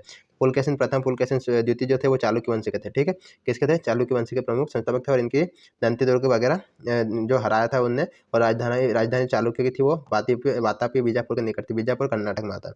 अगला क्वेश्चन आता है पुलकेशिन द्वितीय जो था वो किस राजवंश का था, तो यह भी हमने देखा चालुक्य वंश का प्रमुख राजा था। ठीक है, आगे देखते हैं कि पूर्व चोल राजा में किसे सबसे महान माना जाता है, कौन महान राजा माना जाता है पूर्व चोल राजा हुए थे उनमें, तो वो करिकाल को माना जाता है। उत्तरी मंगलूर थी जिसकी राजधानी, और उदयपुर और तंजावुर बाद में फिर बना ली थी। ठीक है, चोलों की प्रारंभिक राजधानी उत्तरी मंगलूर थी और फिर बाद में उदयपुर और तंजावुर बना ली थी, और सर्वप्रथम चोलों का उपयुद्ध इस वंश के सबसे प्रतापी राजा करिकाला था, और फिर बाद में ये सब इनके युद्ध हुए, आप यहाँ पर पढ़ सकते हो। ठीक है, अगला क्वेश्चन आता है कि पल्लव वंश के राजा जो थे, संस्कृत नाटक भी लिखा है, वो किसने लिखा है, तो वो लिखा महेंद्र वर्मन ने। पल्लव वंश का राजा था, पल्लव वंश का राजा महेंद्र वर्मन था 630 में, और इसने क्या करा है, इसने ये जो देखो मत्स्य विलास प्रहसन और भगवत द्विकम जैसे महत्वपूर्ण ग्रंथ लिखे, किसने लिखे हैं, महेंद्र वर्मन ने। महेंद्र वर्मन किस वंश का था, पल्लव वंश का राजा था, जो संस्कृत में नाटक लिखता था। अगला क्वेश्चन है कि किस चालुक्य राजा ने कन्नौज के राजा हर्ष को पराजित किया था, तो ये मैंने आपको बताया पुलकेशिन सेकंड जो था, नर्मदा नदी के किनारे पर इसने हर्ष को हराया था, हर्षवर्धन जो हम पढ़ रहे थे अभी। चोल राजवंश का अंतिम शासक कौन था, चोल राजवंश का अंतिम शासक कौन था, तो ये था राजेंद्र चोल थर्ड। राजेंद्र चोल थर्ड था। विजयालय ने 850 में चोल वंश की स्थापना की थी, 850 ईस्वी में, और राजधानी तंजौर बनाई थी। ठीक है, कावेरी नदी के किनारे पर ये बसे हुए थे, और जो अंतिम था वो राजेंद्र चोल थर्ड था। अगला है कि कौन सा चोल राजा मालदीव ने द्वीप पर दरियाई विजय प्राप्त की, मालदीव में उस समय पहुंच गए थे चोल राजा। तो आपको ध्यान रखना है कि कौन से चोल राजा ने मालदीव पर भी लड़ाई करने यानी कि जीत के लिए वो वहाँ पर पहुंच चुके थे, तो राजराज था। ठीक, कौन था फर्स्ट, राजराज प्रथम। अगला क्वेश्चन है कि प्रारंभिक चेर वंशी राजाओं ने किस राज्यों पर शासन किया था। देखो चेर वंश अलग है, चोर वंश अलग है, तो आपको यहाँ पे बता देता हूँ। चेर वंश था वो तमिलनाडु केरल में हुआ करता था। ठीक है, और शासन संगीत साहित्य से संबंधित संगम साहित्य और आधुनिक त्रावणकोर कोच्चि मालाबार वगैरह में ये उस समय हुआ करते थे। चेर वंश अलग है और चोल वंश अलग है। ठीक है, अगला याद रखना है, किस भारतीय राजवंश ने पूर्व एशिया के कुछ हिस्सों को जीतने के लिए नौसैनिक शक्ति अपनाई थी, तो ये आपको राजेंद्र चोल ने। मैंने बताया कि चोल वंशी राजाओं के पास नेवी अच्छी थी, राजेंद्र चोल ने ये काम किया था। अब देखो बॉर्डरलाइन डायनेस्टी, बॉर्डरलाइन मतलब जो समुद्र के किनारे डायनेस्टी थी उनके बारे में। तो अगला क्वेश्चन है 9वीं शताब्दी में प्रसिद्ध विक्रमशिला विश्वविद्यालय की स्थापना किसने करवाई थी। विक्रमशिला विश्वविद्यालय की स्थापना ये कराई थी धर्मपाल ने। किसने, धर्मपाल। धर्मपाल किस वंश का था, पाल वंश। देखो विक्रमशिला धर्मपाल ने, और कुमारगुप्त ने आपकी नालंदा करवाई थी। ठीक है, और ये कहाँ पर हुआ था, गोपाल वंश। देखो पाल वंश के संस्थापक कौन था, गोपाल था 750 ईस्वी में, और बौद्ध धर्म का अनुयायी था गोपाल वंश। ठीक है, और गोपाल अदंतपुरी में एक मठ का निर्माण भी करवाया था। पाल वंश का सबसे महान शासक धर्मपाल था, जिसने विक्रमशिला विश्वविद्यालय में कर थी भागलपुर बिहार में, और धर्मपाल ने सर्वप्रथम पाल वंश की ओर क्षेत्रीय पक्षी संघर्ष में भी हिस्सा लिया था। और पाल वंश ही ऐसा वंश था जो अंतिम बौद्ध धर्म को प्रमुख संघर्ष मतलब इसने सहयोग दिया था, पालन इसके समय पालन हुआ था। राजवंश का दक्षिण भारत से संबंध नहीं है, दक्षिण भारत से संबंधित कौन सा नहीं है, तो पाल वंश नहीं। ये कहाँ पर आपका पश्चिम बंगाल साइड वाले एरिया में ये पाया गया है, वहाँ पर ये हुआ है। बाकी ये सब जो है ना, ये सब साउथ के हैं। ठीक है, ये भी आपको ध्यान रखना है। अगला आता है प्राचीन कालीन साहित्य साहित्यकार। प्राचीन कालीन साहित्य और साहित्यकार कौन कौन से, हम उसको अब देख लेते हैं अच्छे से। 13वां हमारा पॉइंट है, गुणाढ्य की पेचासी भाषा में लिखे थे। गुणाढ्य जो है वो किसने लिखा है, वो पंचतंत्र लिखा है। गुणाढ्य जो है का की पेचासी भाषा में लिखा है। तो प्राचीन साहित्य के कथाकार गुणाढ्य बहुत प्रसिद्ध है, और वह सातवाहन नरेश हाल के दरबार में निवास करते थे, और पेचासी भाषा में बृहद कथा की उन्होंने रचना की। सॉरी, तो अब हम देखते हैं प्राचीन कालीन साहित्य और साहित्यकार के बारे में। अब यहाँ पर पहला क्वेश्चन आता है हमारा कि जो गुणाढ्य है उनने किसकी रचना की है। तो गुणाढ्य जो है वो पेचिश भाषा में लिखी हुई चीज़ है, और उसकी उन्होंने रचना की है वृहत कथा। गुणाढ्य जो है उन्होंने किसकी रचना की, वृहत कथा की, और जो किस भाषा में, पेचासी भाषा में, और ये सातवाहन वंश के समय की बात है। ठीक है, ध्यान रखना है। उसके बाद में आता है मृच्छकटिकम। मृच्छकटिकम के लेखक कौन है, तो शूद्रक है। कौन है, शूद्रक जो है मृच्छकटिकम, और संस्कृत भाषा में लिखा नाटक है ये भी। साहित्य नाट्य शास्त्र पंचतंत्र विष्णु शर्मा का है, और कथा सरित सागर में है सोमदेव भट्ट ने लिखा हुआ है। ठीक है, अगला क्वेश्चन आता है कि रामानंद द्वारा रचित नागानंद संस्कृत नाटक है। नागों को बचाने के लिए विद्याधर राजा चितवान के बलिदान की भाषा लिखता है, ये किसने लिखा है, हर्ष ने लिखा। नागानंद रत्नावली। ठीक है, ये हम देख चुके हैं, ये सब किसने लिखे हैं, ये सब लिखे हैं हमारे हर्षवर्धन ने। ठीक है, 646 तक कन्नौज का वातापी शासक था। ये देखो रत्नावली, नागानंद और प्रियदर्शी का भी इसने ही लिखा है। अगला क्वेश्चन आता है 152 नंबर का कि कालिदास जो है विक्रमसूरी है नाटक में वर्णित है कि मतलब विक्रमसूरी जो विक्रमोर्वशीयम जो लिखा है कालिदास द्वारा, उसमें किसका वर्णन था, उसमें पुरूरवा और उर्वशी की प्रेम कथा है। पुरूरवा और उर्वशी जो है उसकी प्रेम कथा इसमें लिखी हुई है। इसमें ऋग्वेद, उसके बाद में विक्रम और सूर्य में श्रृंगार इसकी प्रधानता है और इसकी कथा ऋग्वेद और सतवेद ब्राह्मण से ली गई है। ठीक है, तो ये आपको ध्यान रखना है। किसकी? पुरूरवा और उर्वशी की प्रेम कथा इसमें लिखी हुई है। किसमें ये लिखी हुई है? विक्रमोर्वशीयम, कालिदास का एक नाटक है, उसमें लिखी हुई है। अगला क्वेश्चन है, यूनानी शासक इंडिका की पुस्तक लेखक कौन है? तो इंडिका की भैया सीधी सी बात है मेगानिस्तीस है। उसके बाद में सीयू की किसकी है? तो सीयू की हो गई आपकी हेनसांग की। किताबुल हिंद किसकी हो गई? किताबुल हो गई आपकी अलबरूनी की। और किताब रहला हो गई, किताब रहला हो गई आपकी इब्न बतूता की, इब्न बतूता। अब भारतीय महाकाव्य महाभारत जो है जिसमें 18 पर्व है, तो छठा पर्व कौन सा है जिसमें व्यापक रूप से भगवत गीता का वर्णन है? तो भैया ये क्वेश्चन तो अलग ही भीष्म पर्व कहते हैं। देखो महापर्व जो है महाभारत जो है उसमें 18 पर्व है, 18 पुराण मतलब अध्याय है। तो उसमें छठा जो है छठा पर्व है उसमें गीता जी लिखी हुई है, तो उसको क्या कहते हैं? उसको भीष्म पर्व कहते हैं। ठीक है, महाभारत के भीष्म पर्व में श्रीमद् भागवत गीता का वर्णन है और महाभारत में 4 उपवर्ग और 122 अध्याय और इस उपवर्ग के नाम जम्बूखंड निर्माण वगैरह है। ठीक है, तो छठे उपवर्ग में महाभारत में गीता जी का वर्णन मिलता है। रत्नावली, राजकुमारी रत्नावली की प्रेम कहानी नाटक रत्नावली है, ये किसने लिखी? तो ये कालिदास ने, सॉरी कालिदास ने नहीं, हर्षवर्धन ने लिखी है। ठीक है, रत्नावली जो प्रियदर्शिका नागानंद की नाटक की रचना है और चीनियाती हिंसांग ने, मतलब इस समय की बात है ये। तो रत्नावली जो है वो हर्ष की रचना है। अगला क्वेश्चन है कि कालिदास ने मेघदूत नाटक लिखा है, काव्य लिखा है, मेघदूत नामक जो काव्य लिखा है वो किस भाषा में लिखा है? तो वो आपका लिखा है संस्कृत भाषा में। ठीक है, कालिदास तीसरी और चौथी शताब्दी में संस्कृत के महान कवि होते थे, जिसमें मेघदूत इनने लिखा है। मेघ के द्वारा संदेश लिखते हैं अपनी प्रिया के पास, अपनी जीएफ के पास जाने के लिए, उस समय की बात है। इनमें से कौन सी रचना कालिदास की नहीं है? तो देखो विक्रम सूर्य है, रघुवंशम, अभिज्ञान शाकुंतलम, नीतिसार नहीं है। तो ये सब संस्कृत भाषा के महान कवि थे और इन्हें ये सब रचना की है। विक्रमवर्षियम, रघुवंशम, अभिज्ञान शत्रुघ्न, लेकिन नीतिशास्त्र इनकी रचना नहीं है। इसके जो रचयिता है वो कामंदक है और ये भी संस्कृत भाषा के ग्रंथ है। नीतिसार आपको ध्यान रखना है, कामंदक ने लिखी है। अगला क्वेश्चन है कि विविध विषयों पर जानकारी संग्रह बृहत संहिता किसने लिखी? तो बृहत संहिता है वराहमिहिर ने लिखी है। ठीक है, ये मतलब उस समय होते थे। वराहमिहिर जो चंद्रगुप्त द्वितीय के विक्रमादित्य 9 रत्नों में से एक थे और ये गणितज्ञ और खगोल शास्त्री थे, तो उस समय इनने लिखा है। वराहमिहिर की है बृहत संहिता। उसके बाद में कल्लन ने क्या लिखा है? कल्लन की है राजतरंगिणी की रचयिता है कल्लन की, और चरक संहिता की रचयिता बाणभट्ट, और कादम्बरी की रचयिता भी है कल्लन। ठीक है, आपको ध्यान रखना है। और बाणभट्ट जो है वो कादम्बरी के रचयिता है, आपको ध्यान रखना है। ठीक है, बाणभट्ट जो है कादम्बरी के रचयिता है। अगला क्वेश्चन है पाणिनि संस्कृत के प्रसिद्ध थे। पाणिनि संस्कृत के क्या थे? प्रसिद्ध क्या थे? तो भैया ये थे व्याकरणार्थ, इन्हें व्याकरण कराया। मतलब पाणिनि प्राचीन भारत में संस्कृत भाषाविद व्याकरणविद थे, मतलब व्याकरण में अच्छा लिखा। 5वीं अष्टाध्यायी इन्हें बुक लिखी है पाणिनि की, और संस्कृत व्याकरण की पहली बुक माना जाता है अष्टाध्यायी को। ठीक है, ये संस्कृत। आगे देखते हैं, कालिदास द्वारा लिखित अभिज्ञान शाकुंतलम है, इसमें शकुंतला का पुत्र कौन था? तो शकुंतला का पुत्र कौन था? भारत था। ठीक है, अभिज्ञान शाकुंतलम जो है कालिदास द्वारा लिखी गई है, और शकुंतला और राजा दुष्यंत की इसमें कथा का वर्णन है, और शकुंतला का पुत्र भरत था। ठीक है, इसने और भी कृति लिखी हुई है। आगे हम चलते हैं, अगला क्वेश्चन है नाट्य शास्त्र पुस्तक भारत के शास्त्रीय नृत्य किसके द्वारा लिखी है? तो ये लिखी हुई है हमारे भरत मुनि के द्वारा, भरत मुनि के द्वारा लिखी हुई नाट्य शास्त्र पुस्तक। प्रसिद्ध तमिल महाकाव्य मणिमेकलई, प्रसिद्ध महाकाव्य मणिमेकलई ये किसके लिखी हुई है? ये लिखी हुई सतनार की। ठीक है, किसकी लिखी हुई है? सतनार की मणिमेकलई जो रचना है वो लिखी हुई है। अगला क्वेश्चन है विष्णु शर्मा ने कौन सी लिखी? विष्णु शर्मा लिखी है आपकी पंचतंत्र। विष्णु शर्मा की पंचतंत्र हो गई, कौटिल्य की अर्थशास्त्र हो गई, मेघस्थेस की इंडिका हो गई, कल्याण जो है राजतरंगिणी की हो जाती है। मुद्रा राक्षस किसकी रचना है? तो मुद्रा राक्षस जो है आपकी वो हो जाएगी, किसकी रचना हो जाएगी? आपकी विशाखदत्त की। ठीक है, किसकी जाएगी? विशाखदत्त।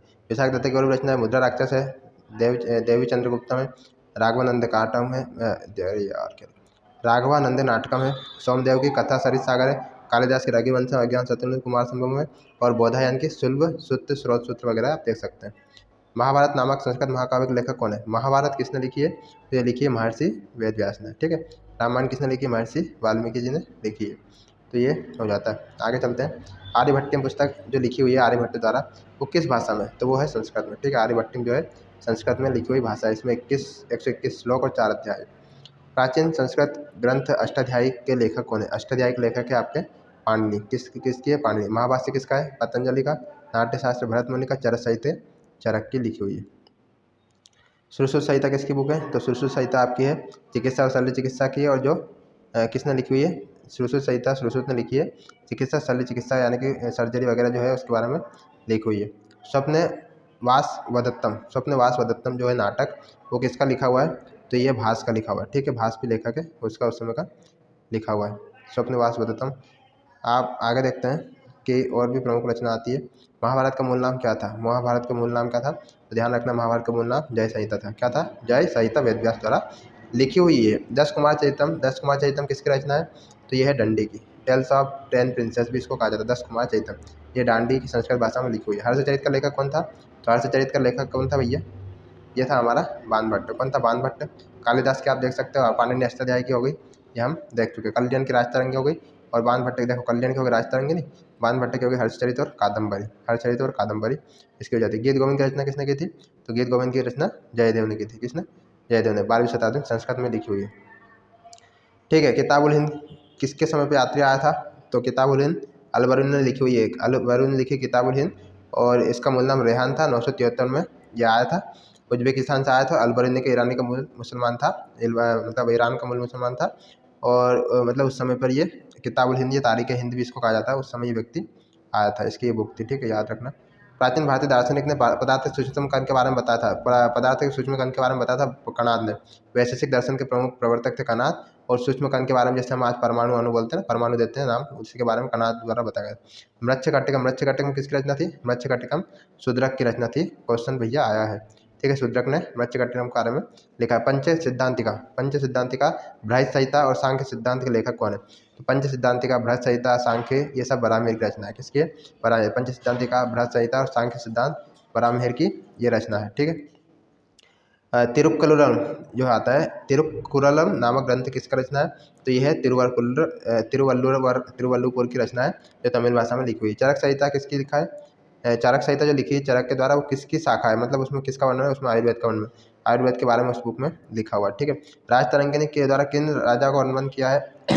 राजतरंगिणी में कश्मीर के बारे में वर्णन किया गया है। ठीक है, राजतरंगिणी कल्याण के द्वारा लिखी गई है, और इसमें कश्मीर के बारे में वर्णन किया गया है। अगला क्वेश्चन है, प्राचीन भारतीय दस्तावेज मनुस्मृति किसकी लिखी हुई है और किस लैंग्वेज है? तो मनुस्मृति संस्कृत भाषा में लिखी हुई है, मनु द्वारा लिखी गई है, बहुत प्राचीन है ये, इसके बारे में ध्यान रखना है। अगला क्वेश्चन है, कौन सा साहित्य संस्कृत में नहीं लिखा है? तो संस्कृत में नहीं लिखा है, तिरुवल्लुपुर जो है वो तमिल में लिखा है। देखो, रत्नावली हर्ष की वो भी संस्कृत में, राजतरंगिणी कल्याण की वो भी संस्कृत में, और मेघदूत कालिदास की वो भी संस्कृत में है। ठीक है, राजतरंगिणी, कल्याण, रत्नावली हर्ष सब संस्कृत के। एक भारतीय गणितज्ञ कौन थे? तो भारतीय गणितज्ञ थे आपके भास्कर। भास्कर जो थे वो भारतीय गणितज्ञ थे। ठीक है, आपको ध्यान रखना है। 600 ईस्वी के समय पे ये आए थे। कौन गणित विषय में लिखित एक मध्ययुगीन भारतीय पुस्तक है? तो लीलावती जो है वो मतलब मैथ से भी लिखी हुई गणित की भाषा की बुक है, जिसके किसने लिखा? भास्कराचार्य द्वारा लिखा गया लीलावती को। ठीक है। मनुस्मृति अंग्रेजी का अनुवाद किसमें करवाया था? मनुस्मृति का अंग्रेजी में अनुवाद किसने करवाया था? तो मनुस्मृति का अंग्रेजी अनुवाद जो है वो चार्ल्स वूलर ने करवाया था। किसने कराया था? चार्ल्स वूलर ने इसका अंग्रेजी में अनुवाद करवाया था, ये भी आपको ध्यान रखना है। तो रत्नावली आपको ध्यान रखना है, किसकी रचना है भैया? रत्नावली जो है वो कालिदास की रचना है, सॉरी हर्षवर्धन की रचना है, भूल जाता हूँ यार, हर्षवर्धन की रचना है। रत्नावली हमने देख चुके थे। अब आगे देखते हैं, और क्वेश्चन बचे हैं यार अभी हमारे, पूरे क्वेश्चन हमको करना है, कुछ भी हो जाए। अब आगे देखते हैं कि भारत में महान साहित्यिक कृतियाँ मेघदूत और अभिज्ञान शाकुंतलम किसके? तो ये कालिदास की, हम इसके बारे में देख चुके हैं। राजतरंगिणी किसकी बुक है? तो राजतरंगिणी हमारी बुक हो गई भैया कल्याण की, कश्मीर का इतिहास इसमें मिलता है। अब देखो, प्राचीन कालीन स्थापत्य कला, चित्रकला, मतलब पुराने समय क्या मंदिर या मस्जिद या फिर कोई चीज़ बनी उसके बारे में। तो हिंदू और जैन मंदिरों का अंतरम पुण्य स्थल, जहाँ मंदिर के मुख्य देवता की मूर्ति विद्यमान होती है, उसको क्या कहते हैं? उसको कहते हैं भैया गर्भगृह। गर्भगृह होता है जिसमें मंदिर रहते हैं ना, बीच में जो स्थान होता है बीचों बीच नीचे वाला, उसको। अब लोकप्रिय मंदिर स्थापत्य कला शैली नागर कहलाती है। नागर शैली कहाँ की है? उत्तर भारत में, जो हमारे यूपी बिहार एमपी वगैरह में होती है वो उत्तर भारत की है। उसके बाद में जो द्रविड़ है वो साउथ में होती है, और जो दोनों का मिश्रित रूप होता है उसको वेसर कहते हैं। अगला क्वेश्चन है कि कुषाण शासकों की विशाल प्रतिमाएं मार्ट में एक मंदिर में स्थापित की गई, वह किस राज्य में है? तो वो है आपका उत्तर प्रदेश में। कुषाण शासकों की जो मतलब मंदिरों की जो बनाई गई थी मूर्तियाँ थी, वो कुषाण शासक प्रसिद्ध राजा कनिष्क था, और उसने जो मूर्ति बनवा के स्थापित की थी वो देवकुल कहलाती है। और ये सब मार्ट यानी कि अफगानिस्तान में देवकुल में प्राप्त हुए थे, और उनको फिर लाकर यूपी में इस्टेब्लिश किया है। ये क्वेश्चन है ऐसा। ठीक है। भगवान शिव को समर्पित कंदरिया महादेव मंदिर धंगदेव ने बनवाया था 999 सी में, सेंचुरी में, 999 में। तो वो है आपका चंदेल वंश का, खजुराहो में, हमारे एमपी में ही पड़ता है। ठीक है, महादेव मंदिर जो धंगदेव द्वारा बनाया गया था। कोणार्क सूर्य मंदिर को क्या कहते हैं? तो कोणार्क सूर्य मंदिर को ब्लैक पेगोडा, काला पेगोडा भी कहा जाता है। ठीक है, किसने बनवाया था? उड़ीसा में पुरी के पास में है ये, और नरसिंह देव प्रथम ने बनवाया था 13वीं शताब्दी में।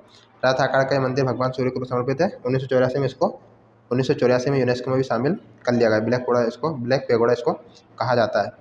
और जो देखो श्वेत पेगोडा किसे कहते हैं? ब्लैक इसको कहते हैं। ठीक है, अब श्वेत किसे कहते हैं पता? तो जो जगन्नाथ मंदिर है उसको श्वेत पेगोडा भी कहते हैं। अगर पूछ ले श्वेत पेगोडा किसे कहते हैं तो आपको ध्यान रखना, 11वीं शताब्दी में गंग वंश के राजा ने, अनंत वर्मन चोंगदेव ने इसको बनवाया था। ठीक है, अनंत वर्मन चोंगदेव ने इसको बनवाया। किसे यूरोपीय नाविकों द्वारा ब्लैक पगोड़ा कहा गया है? कहा किसने? यूरोपीय नाविकों द्वारा, नाविक वाला नाव चलाने वालों ने। और किसने कहा है इसको? कोणार्क मंदिर को कहा है, ठीक है। किसे प्रसिद्ध कोणार्क सूर्य मंदिर की स्थापना श्रेय जाता है? तो ये हमने भी देख चुके हैं, नरसिंह वर्मन प्रथम को जाता है 1984 में शामिल। बौद्ध गुफाओं के लिए प्रसिद्ध काल्य किस राज्य से है? तो ये है आपका बौद्ध गुफा के लिए प्रसिद्ध काल्य महाराष्ट्र में, ठीक है। चैत्य गुफा भी इसको कहते हैं नॉर्मली। खजुराहो गुहा मंदिर किसमें शासक है? तो ये चंदेल शासकों का है। 1950 से 1050 ईस्वी में बनवाया था, ठीक है। चंदेल शासकों का है, ध्यान रखना आपको, चंदेल शासकों का है। अगला क्वेश्चन, कंदेरा महादेव मंदिर, लक्ष्मण मंदिर सभी यहीं वहीं पर आता है। खजुराहो के स्मारक कहाँ पाए गए? ये आपके मध्य प्रदेश में, ये मैं आपको बता चुका हूँ। खजुराहो मंदिर वास्तुकला किस प्रकार को उजागर करता है? तो ये हम देख चुके हैं, ये नागर शैली में बने हुए हैं। 1986 में इसको शामिल किया गया। भारत के किस राज्य में काल्य जो संरक्षित है? तो ये हम बता चुके हैं अभी, महाराष्ट्र में है काल्य, जो महाराष्ट्र में। और ये किस धर्म में संबंधित है? बौद्ध धर्म की संबंधित प्रमुख चैत्य होते हैं। चैत्य मतलब बुद्धों के जो प्रमुख लोग वगैरह रहते थे, पुराने मंदिर मठ जो होते हैं, हमारे मंदिर होते थे, उनके चैत्य होते हैं। बृहदेश्वर मंदिर भारत के किस राज्य में है? बृहदेश्वर जो है वो तमिलनाडु में है, तंजौर के मंदिर से नाम से भी जाना जाता है। और राजराज प्रथम ने, चौल शासक राजराज प्रथम ने 1009 ईस्वी में इसको बनवाया था, ठीक है। यूनेस्को में शामिल है। बृहदेश्वर मंदिर शिव को समर्पित एक मंदिर है, भारतीय राज्य तमिलनाडु में तंजौर जिला में स्थित है, जो किससे? चौल संप्रदाय से संबंधित है, हम देख चुके हैं। अगला है, किस मंदिर का निर्माण चोल ये करवाया? बृहदेश्वर का मंदिर का निर्माण इसने करवाया था, किसने? राजराज चोल ने, ये भी देख चुके हैं। कंदरे महादेव मंदिर, कंदरे महादेव मंदिर जो कहाँ पर पड़ता है भैया? खजुराहो में पड़ता है, ठीक है। ये भी हम देख चुके हैं, 1986 में शामिल किया। मुरुदेश्वर मंदिर, मुरुदेश्वर मंदिर किस राज्य में? तो ये आपका कर्नाटक में है। मुरुदेश्वर मंदिर कर्नाटक में, भटकरा तागोल में ये स्थित है, ठीक है। द्रविड़ शैली का बना हुआ मंदिर, द्रविड़ शैली का। वो ऐसे पिरामिड रूप में बनाए जाते हैं ना, लंबे लंबे, साउथ के आपने देखे होंगे, वो द्रविड़ शैली। तिरुवरपुर और अजंता के मंदिर की दीवार पर किस प्रकार की चित्रकारी है? तो ये भित्ति है, भित्ति होती है। तिरुवरपुर अजंता के चित्रों पर जो दीवार पर भित्ति होती है, मोरल जैसे कहते हैं, वो चित्रकारी है, ठीक है। लिंगराज मंदिर का निर्माण किसने करवाया था? लिंगराज मंदिर का निर्माण ये करवाया था सोमवंशी राजा ययाति केसरी ने। ययाति केसरी ने लिंगराज मंदिर का निर्माण कराया था। ये कहाँ पर है? ओडिशा के भुवनेश्वर में है, ये ओडिशा में है। ययाति केसरी ने 10वीं शताब्दी में कराया था लिंगराज मंदिर, ठीक है। लिंगराज मंदिर किस शहर में है? तो ये आपको ध्यान रखना है, भुवनेश्वर में पड़ता है, ओडिशा में पड़ता है। मोढेरा सूर्य मंदिर का निर्माण किस राजवंश ने करवाया था? मोढेरा कहाँ है? पहली बात तो ये पड़ता है सोलंकी वंश ने, सोलंकी यानी गुजरात में पड़ता है। 1026 में भीमदेव प्रथम ने मोढेरा में सूर्य मंदिर 1026 ईस्वी में करवाया था। अगला, श्रवण बेलगोला में स्थित गोमतेश्वर की मूर्ति किस सामग्री से बनी हुई है? क्या क्वेश्चन है भैया? तो कर्नाटक में है श्रवण बेलगोला और गोमतेश्वर की मूर्ति जो ग्रेनाइट पत्थर से बनी हुई है, 18 मीटर ऊंची है, एक ही पत्थर से बनाई गई है, ठीक है। और मूर्ति को गंग वंश के राजा राजमल और उनके सेनापति चामुंडा ने बनवाया था। ध्यान रखना, आप ये पूछ सकता है, क्वेश्चन आ सकता है कभी। अब अगला क्वेश्चन है कि प्रसिद्ध अजंता की गुफाएं किस राजवंश से संबंधित है, यानी किस स्थान पर है? तो जो ये है औरंगाबाद में है, जो विरासत में स्थल में शामिल है। अजंता गुफा ये कहाँ पर है? औरंगाबाद में। औरंगाबाद मतलब महाराष्ट्र में। उसके बारे में और क्या देखें? गुफा का विकास 207वीं शताब्दी में हुआ है। प्रमुख वंश के राज शासकों ने उसमें काम किया। 4 चैत्य, 25 विहार गुफाएं, 1983 में इसको शामिल किया और 29 टोटल इसमें गुफाएं हैं। अगला क्वेश्चन है कि कौन सा मंदिर मौजूदा चोल मंदिरों में से एक नहीं है? चोल मंदिरों में से एक नहीं है, तो वह है गंगाईकोंडा चोलापुरम। गंगाईकोंडा चोलापुरम चोल मंदिर नहीं है, बल्कि चोल प्रथम की नवीन राजधानी थी, ठीक है। ये मंदिर नहीं, राजधानी। और कंपाहारेश्वर, बृहदेश्वर और एतावरेश्वर ये सब प्रमुख क्या थे? मंदिर थे। और गंगा कोंडा चोलापुरम जो शिव मंदिर का निर्माण है, राजेंद्र प्रथम द्वारा कराया गया था। मतलब ये क्या शिव मंदिर, मतलब वहाँ राजधानी थी और उसमें एक शिव मंदिर बना था, लेकिन ये एक राजधानी का नाम है। अब देखते हैं 213 नंबर का क्वेश्चन कि कौन सा सुमेलिखित है, यानी कि सही है। तो खजुराहो मंदिर आंध्रा में, क्या गलत भैया? तिजारा राजस्थान में, क्या सही है? वेंकटेश्वर ओडिशा में, क्या गलत? और लिंगराज मध्य प्रदेश में, क्या गलत? देखो, खजुराहो मध्य प्रदेश में है, तिजारा राजस्थान में सही है, वेंकटेश्वर आंध्रा में है और लिंगराज ओडिशा में है। ये बात सही हो जाती है। उस स्मारक का नाम बताइए जो जीर्णोद्धार और संरक्षण का प्रमाण मिलता है, ठीक है, जहाँ से सुधार का काम मिलता है। तो वो आ जाएगा सांची स्तूप। सांची स्तूप बुद्ध धर्म से संबंधित है और भोपाल के पास में 1989 में विश्व धरोहर में शामिल किया गया। स्तूप में निर्मित सज्जे, बालकनी जैसी संरचना क्या कहा जाता है? जो छज्जे होते हैं उसको हर्मिका कहा जाता है। जो बाहर बनी होती है बालकनी टाइप की, उसको हर्मिका कहा गया है। और ये अर्ध गोलाकार रूप में कटोरे की तरह होते हैं और ये छत को सहारा देने के लिए बनाए जाते हैं, ठीक है, इसको कहते हैं। और अंडे किसके होते हैं? अर्ध गोलाकार जो होते हैं। किस मंदिर का निर्माण पल्लव वंश के शासकों द्वारा कराया गया था? पल्लव वंश के शासकों द्वारा कांचीपुरम के जो कैलाश मंदिर है उसका निर्माण करवाया था। किसने? नरसिंह वर्मन द्वितीय ने अपनी पत्नी प्रार्थना के याद में कांचीपुरम में प्रमुख मंदिर बनवाए थे, द्रविड़ शैली में बने हुए। कांचीपुरम आपका तमिलनाडु में। हिंदू मंदिर किस हिस्से में बड़ी संख्या में उपासकों के लिए जगह होती है? तो वो होती है आपकी भैया मंडप में। मंडप में, मंदिरों के बाहर होते हैं मंडप, उसमें बहुत सारे लोग बाहर प्रार्थना कर सकते हैं, बैठ सकते हैं। अगला क्वेश्चन है कि वह भारतीय चित्रकला शैली कौन सी है जिसमें सोने और कीमती पत्थरों की सजावट होती है, जिसमें हिंदू देवता विशेष रूप से भगवान कृष्ण को दर्शाया जाता है? तो वो है आपकी तंजौर पेंटिंग। कौन सी है? तंजौर पेंटिंग। दक्षिण भारतीय राज्य तमिलनाडु तंजावुर शहर में होती है, चोलवंशी की राजधानी तंजावुर में इसको दिखाया गया है, ठीक है। और धार्मिक आद्य और भगवान कृष्ण को विशेष रूप से इसमें बताया गया है, ठीक है, ध्यान रखना है। अजंता गुफाएं कहाँ पर स्थित है? तो अजंता गुफाएं आपके महाराष्ट्र में स्थित है, औरंगाबाद जिला में, और ये 1983 में बुद्ध मतलब यूनेस्को में शामिल की गई। सांची स्तूप किस शहर के पास है? तो सांची स्तूप आपका भैया भोपाल के पास है, सीधी सी बात है, भोपाल के पास है, राजस्थान जिले में पड़ती है, ये हमारे मध्य प्रदेश में। विख्यात सांची स्तूप किसने बनवाया था? विख्यात सांची स्तूप बनवाया था आपका अशोक ने। किसने बनवाया था? अशोक ने। बृहदेश्वर मंदिर तंजौर, भगवान मुरुगन मंदिर, ठीक है, यहाँ पर देखते हैं, भगवान मुरुगन का मंदिर भी तमिलनाडु में है, और नागनाथ स्वामी मंदिर ये भी आपका तमिलनाडु में पड़ता है। मंदिर कहाँ पर है? अच्छा क्वेश्चन है ये भी। सबरीमाला आपका पड़ता है केरल में, ठीक है, केरल राज्य के पत्तमथिट्टा जिले में है, भगवान अयप्पा को समर्पित है। 2018 में सबरीमाला का कोर्ट प्रतिबंध हटा दिया था इसमें। फिर सुप्रीम कोर्ट ने 18 में सबरीमाला मंदिर में महिलाओं के प्रवेश पर प्रतिबंध को हटा दिया था। 10 से 50 वर्ष तक महिलाओं को प्रवेश निषेध है इसमें, ये ऐसा कहा गया। अगला है चित्रकला की पटचित्र शैली में किस राज्य की सबसे पुरानी लोकप्रिय कला है? तो यह आ जाएगा आपका ओडिशा। ओडिशा में पटकला चित्रकला चलती है, ये वहाँ की प्रमुख शैली है, वहाँ पर चलती है, जैसे मधुबनी आपके बिहार में चलती है। कामाख्या मंदिर कहाँ पे? तो कामाख्या मंदिर आपका असम में, असम की राजधानी दिसपुर के पास गुवाहाटी से 8 किलोमीटर दूर है, देवी शक्ति का मंदिर है, नीलांचल पहाड़ी पर है, नीलांचल पहाड़ी पर है, आपको ये ध्यान रखना। यहाँ पर अम्बुबाची का मेला भी लगता है, कामाख्या में अम्बुबाची का मेला भी लगता है। मुंबई के निकट एलिफेंटा गुफा में स्थित मंदिर को समर्पित है, तो एलिफेंटा की जो गुफा है वो भगवान शिव को समर्पित है। यहाँ पर मंदिर में 7 गुफाएं बनी हुई है, ठीक है, औरंगाबाद के पास में है। अजंता गुफा की चित्रकारी क्या दर्शाती है? अजंता गुफा की जो चित्रकारी है वो जातक की कथाएं दर्शाती है। जातक यानी कि 200-650 ईस्वी में बनी थी, भगवान बुद्ध को समर्पित जो कथा है वो दर्शाती है। अजंता और एलोरा गुफा किस राज्य में? तो सीधी बात है, महाराष्ट्र में पड़ती है।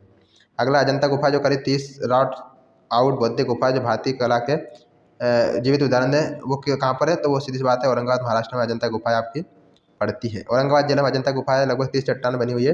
वो कितनी प्राचीन है? वो कब बनी हुई थी?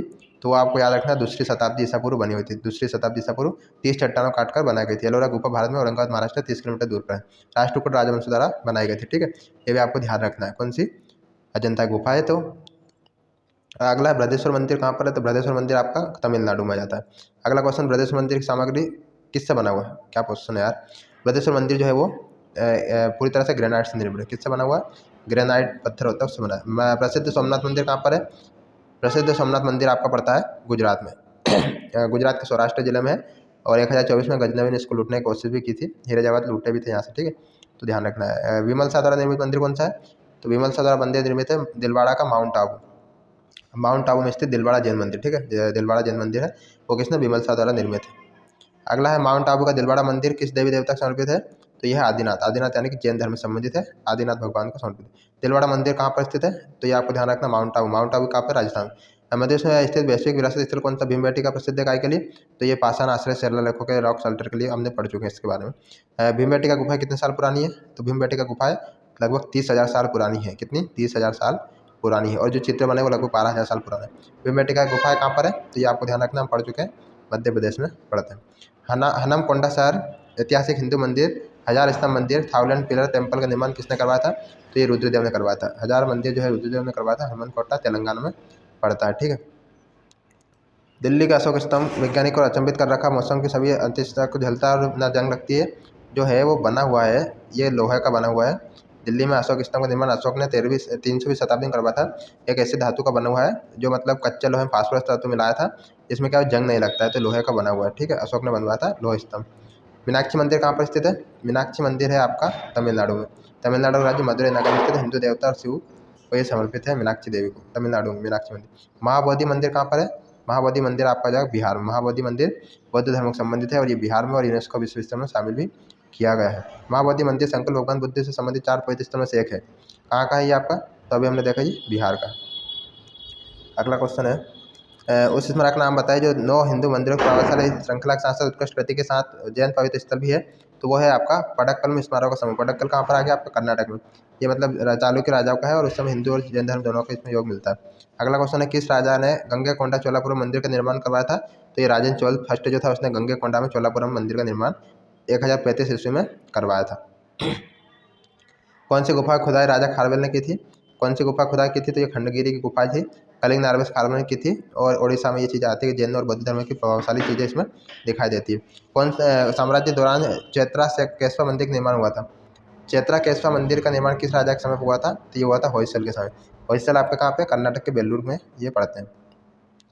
तमिलनाडु स्थित महाबलीपुर के इमारतों का समूह निर्मित किया गया है, ये है पल्लव द्वारा। महाबलीपुर पल्लव द्वारा कांचीपुरम की राजधानी थी। सौर मंदिर कहाँ पर स्थित है? सौर मंदिर आपका महाबलीपुर में स्थित है। सौर मंदिर आपका महाबलीपुर में स्थित है। महाबलीपुर कहाँ है ये आपको पता होना चाहिए। महाबलीपुर आपका कहाँ है? कांचीपुरम में कैलाशनाथ मंदिर का निर्माण किसने करवाया था? तो कांचीपुर में कैलाशनाथ मंदिर का निर्माण जो है पल्लवों ने करवाया था। कांचीपुर कहाँ पे आपका? तमिलनाडु में पड़ता है, ठीक है। नरसिंह वर्मन सेकंड जो था उसने इसका निर्माण करवाया था। तांत्रिक योगिनी पंथ का मूल स्थान है। तांत्रिक योगिनी पंथ जो है इनका मूल स्थान कहाँ पर है? तो इनका है उड़ीसा। तांत्रिक योगिनी यहाँ पर पंथ चलता है। 64 योगिनी मंदिर यहाँ पर है, ये इनका मूल स्थान है। गांधार कला का एक बौद्ध दृश्य कथा शैली है। गांधार कला एक बौद्ध दृश्य कथा शैली है जो पहली से चौथी शताब्दी आई थी। ये किसके समय की है गांधार कला? तो ये कुषाण वंश से संबंधित है। कुषाण ने इसको बहुत अच्छे से काम किया। श्रवणबेलगोला कहाँ पर है? श्रवणबेलगोला आपका कर्नाटक में है। मैसूर शहर में स्थित है और गोमतेश्वर मूर्ति वगैरह यहाँ पर है। जैन धर्म का प्रमुख केंद्र। अगला क्वेश्चन वह ऐतिहासिक जगह चुने जो ग्वालियर मध्य प्रदेश में नहीं है। तो ये आ जाएगा गोलकुंडा किला, ठीक है। गोलकुंडा किला हैदराबाद नगर तेलंगाना में है और ये बाकी सब रानी लक्ष्मीबाई समाधि, तेली का मंदिर, जय विलास महल, ये सब कहाँ पर है? ये सब ग्वालियर में पड़ते हैं। दिल्ली स्तंभ जंतर मंतर का निर्माण किसमें करवाया था? तो ये आपका राजा सवय सिंह ने करवाया था, लेकिन जय सिंह दो है, लेकिन जय सिंह सेकंड ने करवाया था, ठीक है। जय सिंह सेकंड ने। तो दिल्ली जंतर मंतर 1724 में सवाई जय सिंह द्वितीय ने इसका निर्माण करवाया था, ठीक है। ध्यान रखना आपको। और भी उज्जैन, मथुरा, वाराणसी में इसने करवाया था। सवाई जय सिंह राजा जंतर मंतर क्या है? ये खगोली वेधशाला है। क्या है? वेधशाला है, एस्ट्रोनॉमिकल ऑब्जर्वेटरी है। कितने शहरों में महाराजा जय सिंह सेकंड ने जंतर मंतर का निर्माण करवाया था? तो ये आपको ध्यान रखना है। कितने शहरों में करवाया था? 5 शहरों में करवाया था। 5 शहरों का नाम अभी आपको मैं बता चुका हूँ। टावर ऑफ विक्ट्री विजय स्तंभ कहाँ पर स्थित है? तो विजय स्तंभ जो है वो राजस्थान में स्थित है। चित्तौड़गढ़ जिले में विजय स्तंभ स्थित है। और चित्तौड़गढ़ जिले में मेवाड़ नरेश राणा कुंभा ने इसको खिलजी के नेतृत्व में मालवा और गुजरात की सेनाओं के विजय के रूप में 1448-40 के समय पर करवाया था। माध्यमिक शिक्षा बोर्ड का प्रतीक भी है। चित्तौड़गढ़ किस वंश की राजधानी है?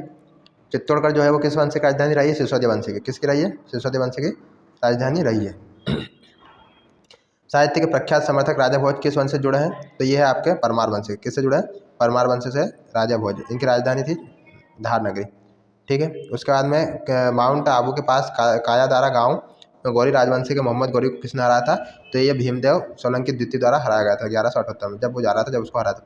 अब Vikram Samvat calendar Gregorian calendar वर्ष से कितना आगे है? ग्रेगोरियन कैलेंडर विक्रम संवत वर्ष से कितना आगे? तो विक्रम संवत का आरंभ 57-58 ईसा पूर्व हुआ था, तो ये लगभग 57-58 साल आगे है, ठीक है। ये ग्रेगोरियन जो हम ईसाई धर्म को यूज़ करते हैं जनवरी फरवरी उसको कहते हैं, तो लगभग कितना आ जाएगा? 56.7 वर्ष से आगे माना जाता है। कागज का आविष्कार किसने किया था? तो कागज का आविष्कार आपका केलून ने किया था। केलून कहाँ का? चीन का था। चीन का 202 ईसा पूर्व में कागज का आविष्कार इसने किया था, ठीक है। भारत के किस राज्य को प्राचीन समय में कामरूप के नाम से जाना जाता था? तो ये आपका असम को जाना जाता था, ठीक है। कामरूप इसको कहते थे। मानस और बॉडनी नदी के बीच में स्थित है। कौन भारतीय राज्य के 6 स्कूलों में से एक है? दर्शन के 6 स्कूलों में से एक है, तो ये आपको आ जाएगा योग, ठीक है। योग कौन कौन से? वैशेषिक, न्याय, सांख्य योग और पूर्व मीमांसा और वेदांत। तो ये 6 योग है, 6 हमारे प्रमुख स्कूल है, उनमें से एक है। में किसी व्यक्ति को वस्तु के साथ तोला जाता था, उसी भार के समान उस वस्तु को दान दिया जाता था, इसको क्या कहते हैं? इसको तुला भार कहते हैं। अभी भी होता है ना तुला दान, तो वही तुला भार इसको कहते हैं। महाभारत के अनुसार भीम और डिडम्बा का पोता कौन था? तो भीम और डिडम्बा का पुत्र जो था वो बर्बरिक था, ठीक है। बर्बरिक महाभारत में आता है, इसकी बात होती है। पुरातत्वविद बीबी लाल ने मेरठ के जिला हस्तिनापुर कब खुदाई की थी? तो ये की थी आपकी 1951-52, ठीक है। बीबी लाल ने मेरठ जिला हस्तिनापुर की खुदाई कब की थी? 1951-52 में ये खुदाई की थी। पद्मनाथ स्वामी मंदिर निम्न किस शहर में स्थित है? पद्मनाथ मंदिर आपका आता है तिरुवनंतपुरम में। कहाँ पर आता है? तिरुवनंतपुरम में। तिरुवनंतपुरम कहाँ पर पड़ता है आपका? तो ये आपका केरला में पड़ता है, ठीक है। यहाँ पर पद्मनाथ स्वामी मंदिर आता है। महाभारत युद्ध दिनों तक चला था। महाभारत युद्ध जो चला था वो चला था आपका 18 दिन तक। बी वाला सही है, ठीक है। ये पांडवों की 7 अक्षौणी सेना थी और 11 अक्षौणी सेना को परास्त किया था। 8 दिनों तक 18 दिन तक ये युद्ध चला था। क्या उदाहरण अंधविश्वास भरी मान्यताओं से तो सांप सीढ़ी जो है वो अंधविश्वास पर भरा है। यदि सो गाइस आज का अंतिम क्वेश्चन है इस चैप्टर का, इस क्लास का, वो ये है कि सबसे पहले पहिए का जो बने थे वो किससे बने थे? रबड़ के, कांच के, लोहे के, लकड़ी के? आपको इसका आंसर कमेंट करके बताना है कि वो काई के बने हुए थे, ठीक है। तो आप कमेंट करके जरूर बताइएगा। और आज हमारा ये क्वेश्चन खत्म होता है और ये जो हमारी प्राचीन भारत का जो पूरे क्वेश्चन थे एनटीपीसी के वो यहीं पर होते हैं खत्म। आपको वीडियो कैसा लगा कमेंट करके जरूर बताइएगा। वीडियो अच्छा लगा तो वीडियो को लाइक करें और चैनल को सब्सक्राइब जरूर करें ताकि आपको और भी अच्छे नोटिफिकेशन आगे मिल सके। Thank you guys.